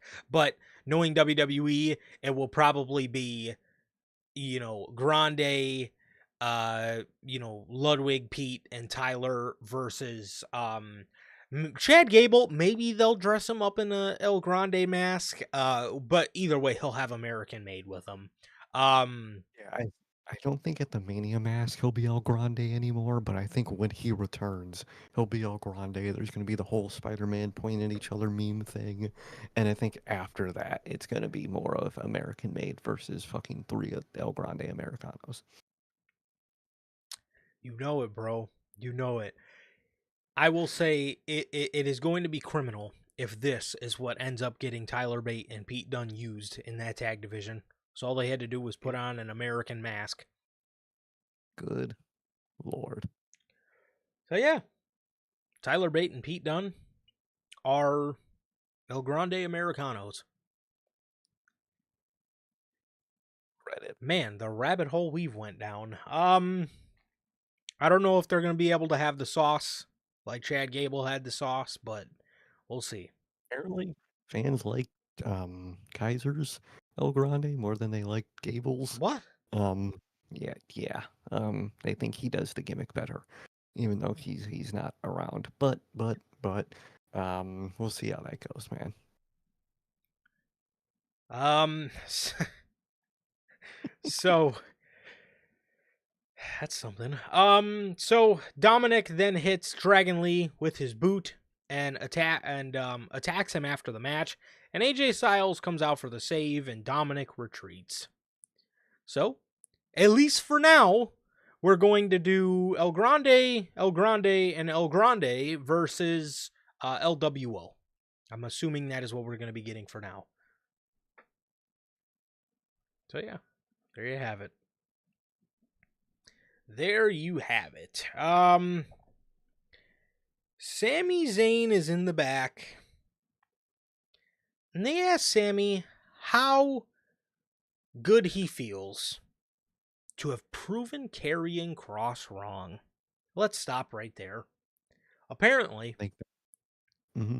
Karrion Kross and Scarlett were not at Raw. They've not been offered new contracts. And Come up this weekend. their contract is up this weekend. Now, That's great. that's not to say, I guess that I think Feifel's the one reported it. That's not to say they could be 100% correct, because remember, for Survivor Series 2023, CM Punk had not talked to WWE. That is true. That is very true. He no no connection. No connection between the two parties. Yet he just, popped up in Gorilla and, just walked out there, even though he'd never talked to the company before, according to the dirt sheet. So WWE could have done something under the table. Not a good indication that he was not present at Monday Night Raw. And I will say, we will have to wait and see. But if they let him walk, fuck. I don't know, man. I don't know. That is a that is a really bad call. That is a really bad call if they let that man walk. I think they know they have something there. I think that's why they didn't release him when they released AOP. I think they know that something's there. The thing is, do they care to actually use it? Or are they going to Dolph Ziggler the man? That we will have to wait and see. I feel like that's another reason why there not might have been a re-signing yet, because I feel like they, like you said, they do like him to an extent. But I feel like they'll only use him like you said, like Dolph Ziggler, and I don't know if Cross wants that, and I think that might be why there's not a new contract at this point. Yeah. I just don't. This is really gonna show a lot about Triple H, because Mhm. the Triple H that I know, the Triple H that we all know as a booker, tells me they're gonna resign him. There's no way they can let him go. So if they don't, and they let him walk, this is gonna show me a lot about Triple H. It really is, because Yeah. the Triple H that we all know, the Papa Mark of NXT, there's no way he lets him go. Oh. So we'll see, but they weren't at Raw. Maybe they want to wait to bring him back in a surprise type fashion. I don't know. But it don't look good. And No. we will see. Again, I'll wait and see. You know, I know we heard reports, but Triple H is also very good at keeping things secret when he wants to. I mean, look at Brock. If you could say anything about Brock Lesnar's return, it shocked the shit out of me. All right, it shocked the shit out of all of us. CM Punk's return was kept better than his AEW one, but his AEW one was done on purpose. The point is, Triple H is great at keeping things secret when he wants to. The John Cena heel turn. Kept secret. Great secret. So you get the point. Not going to completely write it off because he is good at that. I'm just saying the Triple H that I know, the Booker that I know, he would never let him walk. And we'll have to wait and see. But yeah. So with that being said, Sami Zayn, like I said, is in the back. And he says the moment that he had the steel pipe in his hand, he says he wanted to hit Cross. But he didn't because that's not who I am. Or he says it's not about who I am, it's about who I want to be. He then says that he wants to be a world champion. Rusev and Sheamus then come. Sheamus backed right up into Sami. They're brawling still. They're still brawling. And Sami then tries to break it up, and Rusev punches him in the face. So now everybody's trying to hold Sami back as Rusev and Sami go off fighting, go off into the sunset and continue their brawl. Next week, we have Sami Zayn versus Rusev. I am glad we get to see Rusev versus somebody else. Not that the Sheamus stuff is, like, boring, but I don't want it to be too much. So I'm glad we're getting Rusev versus Sami. Most definitely, man. Most definitely. I like what Sami said overall. I like, the point of his character, and I like his mindset of his character. I love it. And I am excited for Sami versus Rusev next week. I think it's going to be a good little intermission from the Rusev stuff. Yes. Becky Lynch. Becky comes out for a promo. She says, "Ding dong, Lyra is gone." She says it's time to open the floor for new competitors. But tonight is not that night. We then hear the music of Nikki Bella.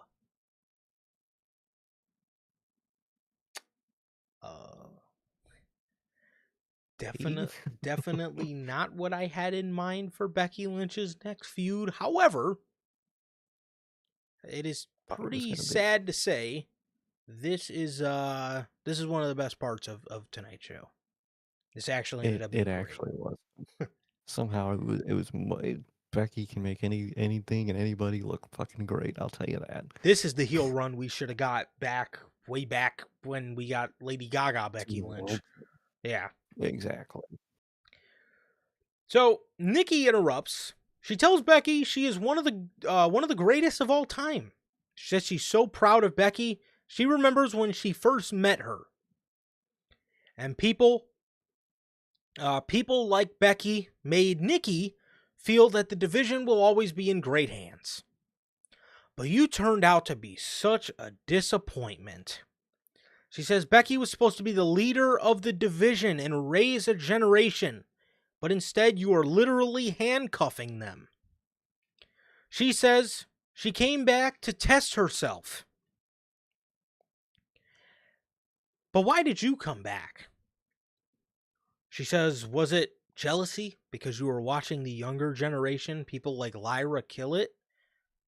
Or was it that Hollywood wasn't what you thought it would be?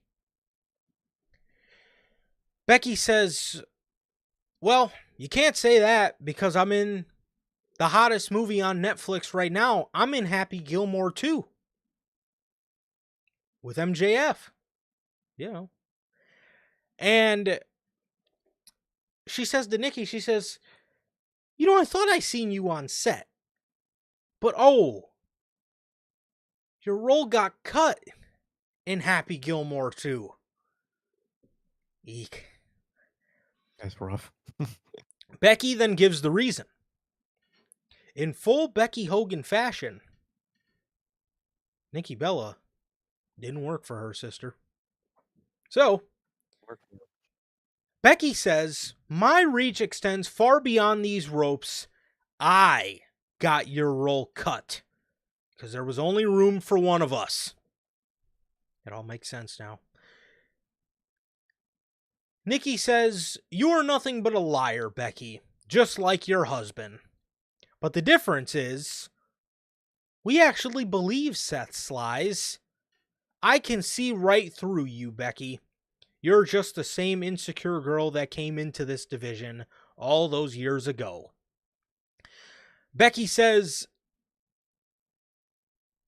do not talk about my hot husband. Me and my hot husband are the greatest couple in WWE history. That would have been you, but oh wait, you can't see him anymore. That got a huge reaction. Legitimately, people stood up and fucking clapped for that line. She says, it was great. She says, you can't see him anymore. Becky says, don't forget, I came in to combat your era. So don't tell me how to handle my era. Nikki says, you were too scared to face me one-on-one in our era. Or in my era, I mean. So let's do it in this era. Becky says, you know the reason we never faced in your era? And then she punches Nikki and leaves the ring. How the fuck was that one of the best? How the fuck was a Nikki Bella promo? I mean, it was Becky that was, the best part of the promo. But how did a promo segment that involved Nikki Bella end up being one of the best parts on the fucking program? Hey, Becky man, Lynch. she can make anybody look fucking good, man. I liked it. Love what Becky said. And, this is what we're going to get more of. I'm down for it. As long as we're getting Becky going crazy, I'm down. Fantastic work here from Bex. So, Naomi is in the back. She says she feels great. She says she warned everyone that she would retain, and now everyone is looking stupid. She says she's heard all the rumors that she's going to be defending against EO next week. And then Stephanie Vaquer walks up. She says, whether it's you or EO, the Women's World Championship will belong to La Primera in Paris. Naomi says she's going to shove her horns so far up her behind, she's going to be walking with a limp. Naomi then starts limping away as if she just got out of county. Fucking hilarious. Dude. Naomi's great. I died laughing when she started walking away limping. And then she just starts laughing in Vaquer's face. Hilarious. Great, man. She is. So that was that. Gunther, Michael Cole provides an update on him. He announces that Gunther hit the table hard. And he is out indefinitely due to a septal hematoma and an orbital blowout fracture. I don't know how much of that is true. Yeah. But it's a nose injury. Those typically aren't the worst in terms of recovery time. Gunther will be back by the end of the year. He has a goat to take down. So Exactly, man. Exactly. So, don't know how much of that is like Logan says, the weird injuries that WWE comes up with, a septal hematoma and a fucking orbital blowout fracture, just giving out the most wildest injuries to folks, and he'll be back by the end of the year. Yes. So that's the update on Gunther, but he is out indefinitely. So Becky Lynch is walking in the back. Natalya gets in her face. Wow, I'm scared already. Terrified. She gets in her face and she tells Becky, "We used to be friends. What you did was wrong. And I challenge you to a match next week." Becky says, "You're on." Natalya says, "I'll see you next week." Becky says, "No, not you. Her." She points at Maxine Dupree. Maxine says, "What?" And she looks scary as ever.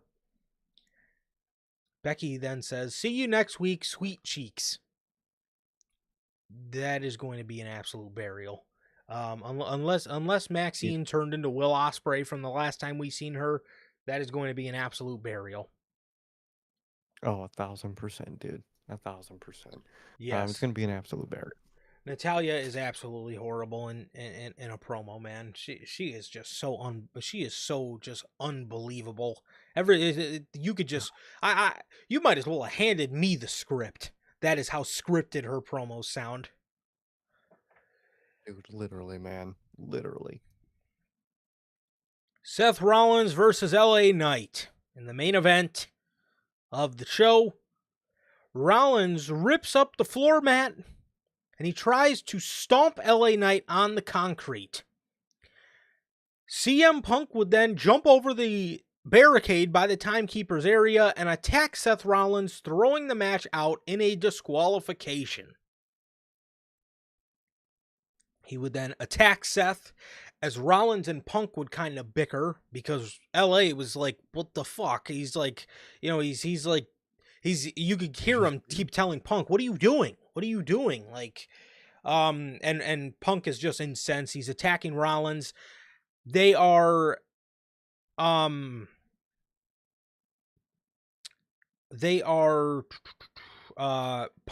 then throws Rollins out of the ring.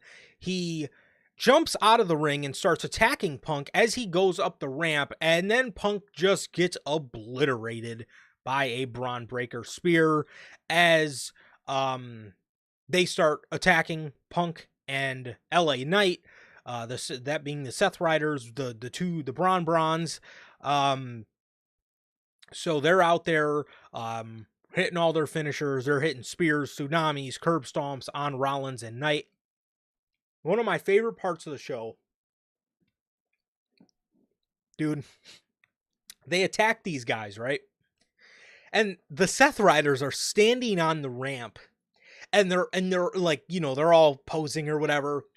Fucking Paul Heyman walks up and he goes, "Oh, we're gonna do a pose."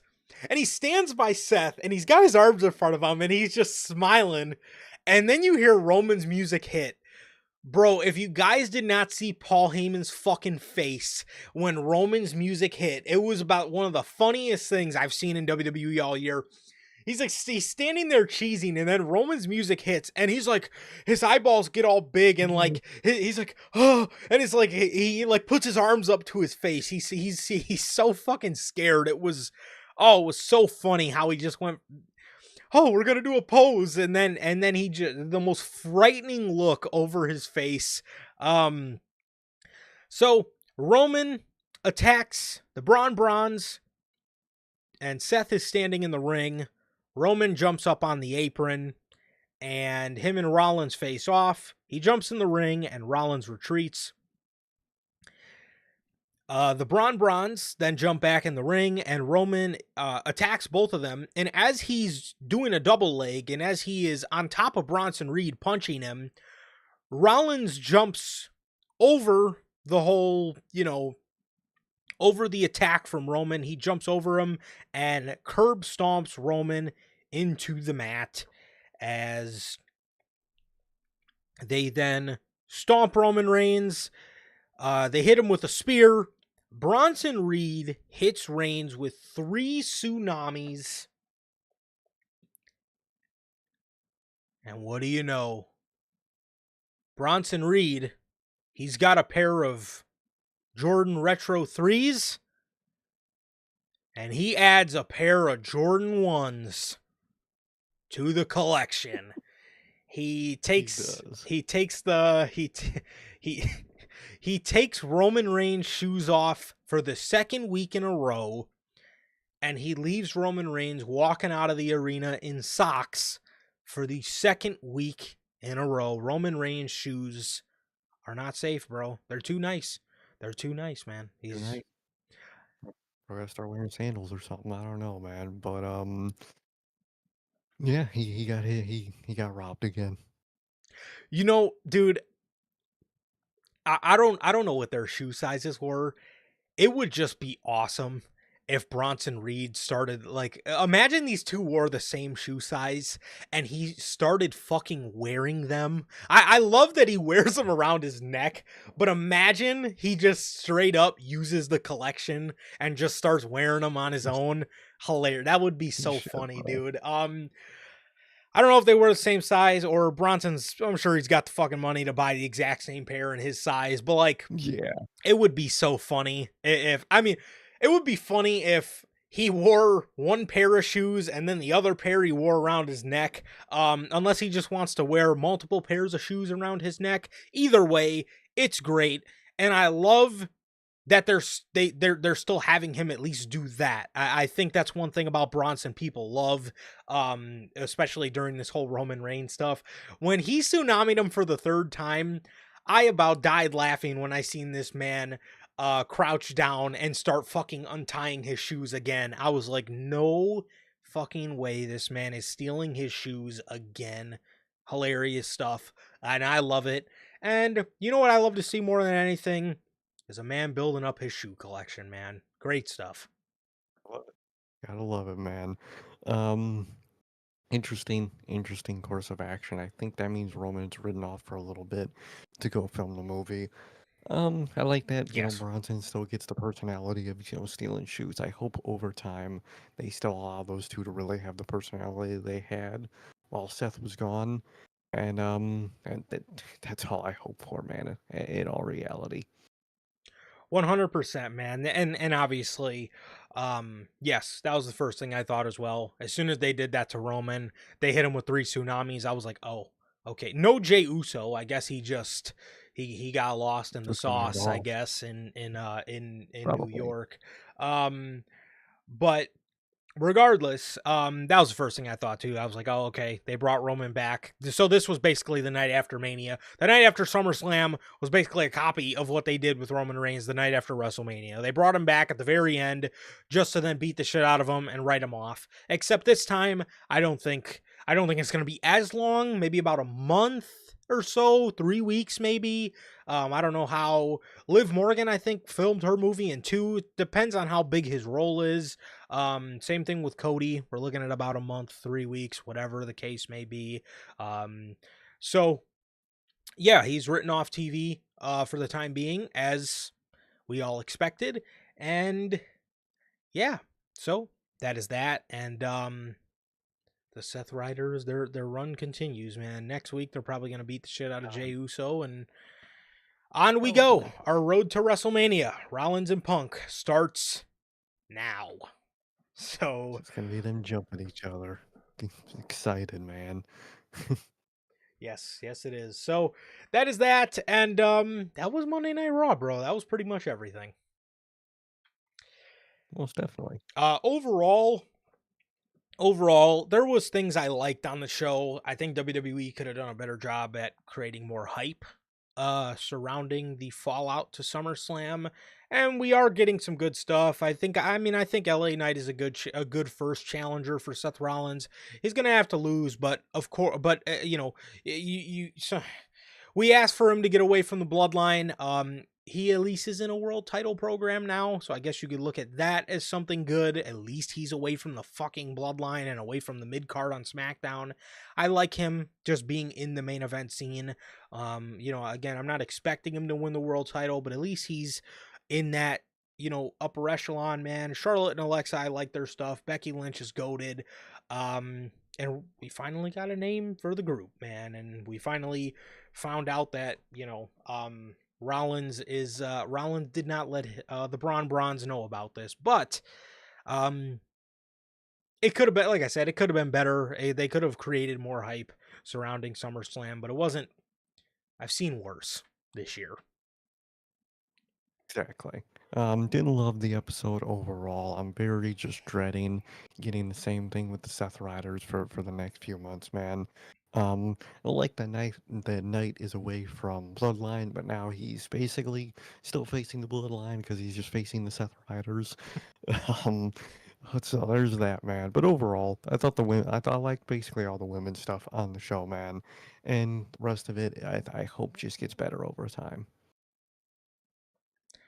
There you have it, man. So, yes, Logan says wasn't LA Knight on SmackDown. He was. When was that? Was it Money in the Bank? I think afterwards they quietly moved him over. I think it think it So, was. yes, like Jack says, they at this point there is just no brand. It's a soft brand split. At this point, they abide to it when they want to, and that's all we get from a brand split nowadays. But yeah, that is everything, man. That is everything here today for this edition of NHP Unscripted. This has been episode 258. Thank you guys so very much for joining us here today. Thank you to everybody who was here in the live chat. Jack, Logan, thank you guys. Everybody who was a part of the Replay Mafia. My guys, JT and JB. Thank you guys, as always, for that. Like I said, you could probably catch us Thursday. Like I said, we're thinking around noon for the gaming stream. So if you guys want to come chat, hang out, talk about whatever the fuck you guys want to talk about, man. Literally anything. We'll see you all Thursday, man. So with that, it has been always a pleasure for my Johnny. It's okay. And that will do it for this edition of NHP Unscripted. This has been episode 258. Thank you guys so very much. Please like, comment, and subscribe. And we will see you all on Thursday at 12 p.m. Central with another edition of NHP Gaming. Peace.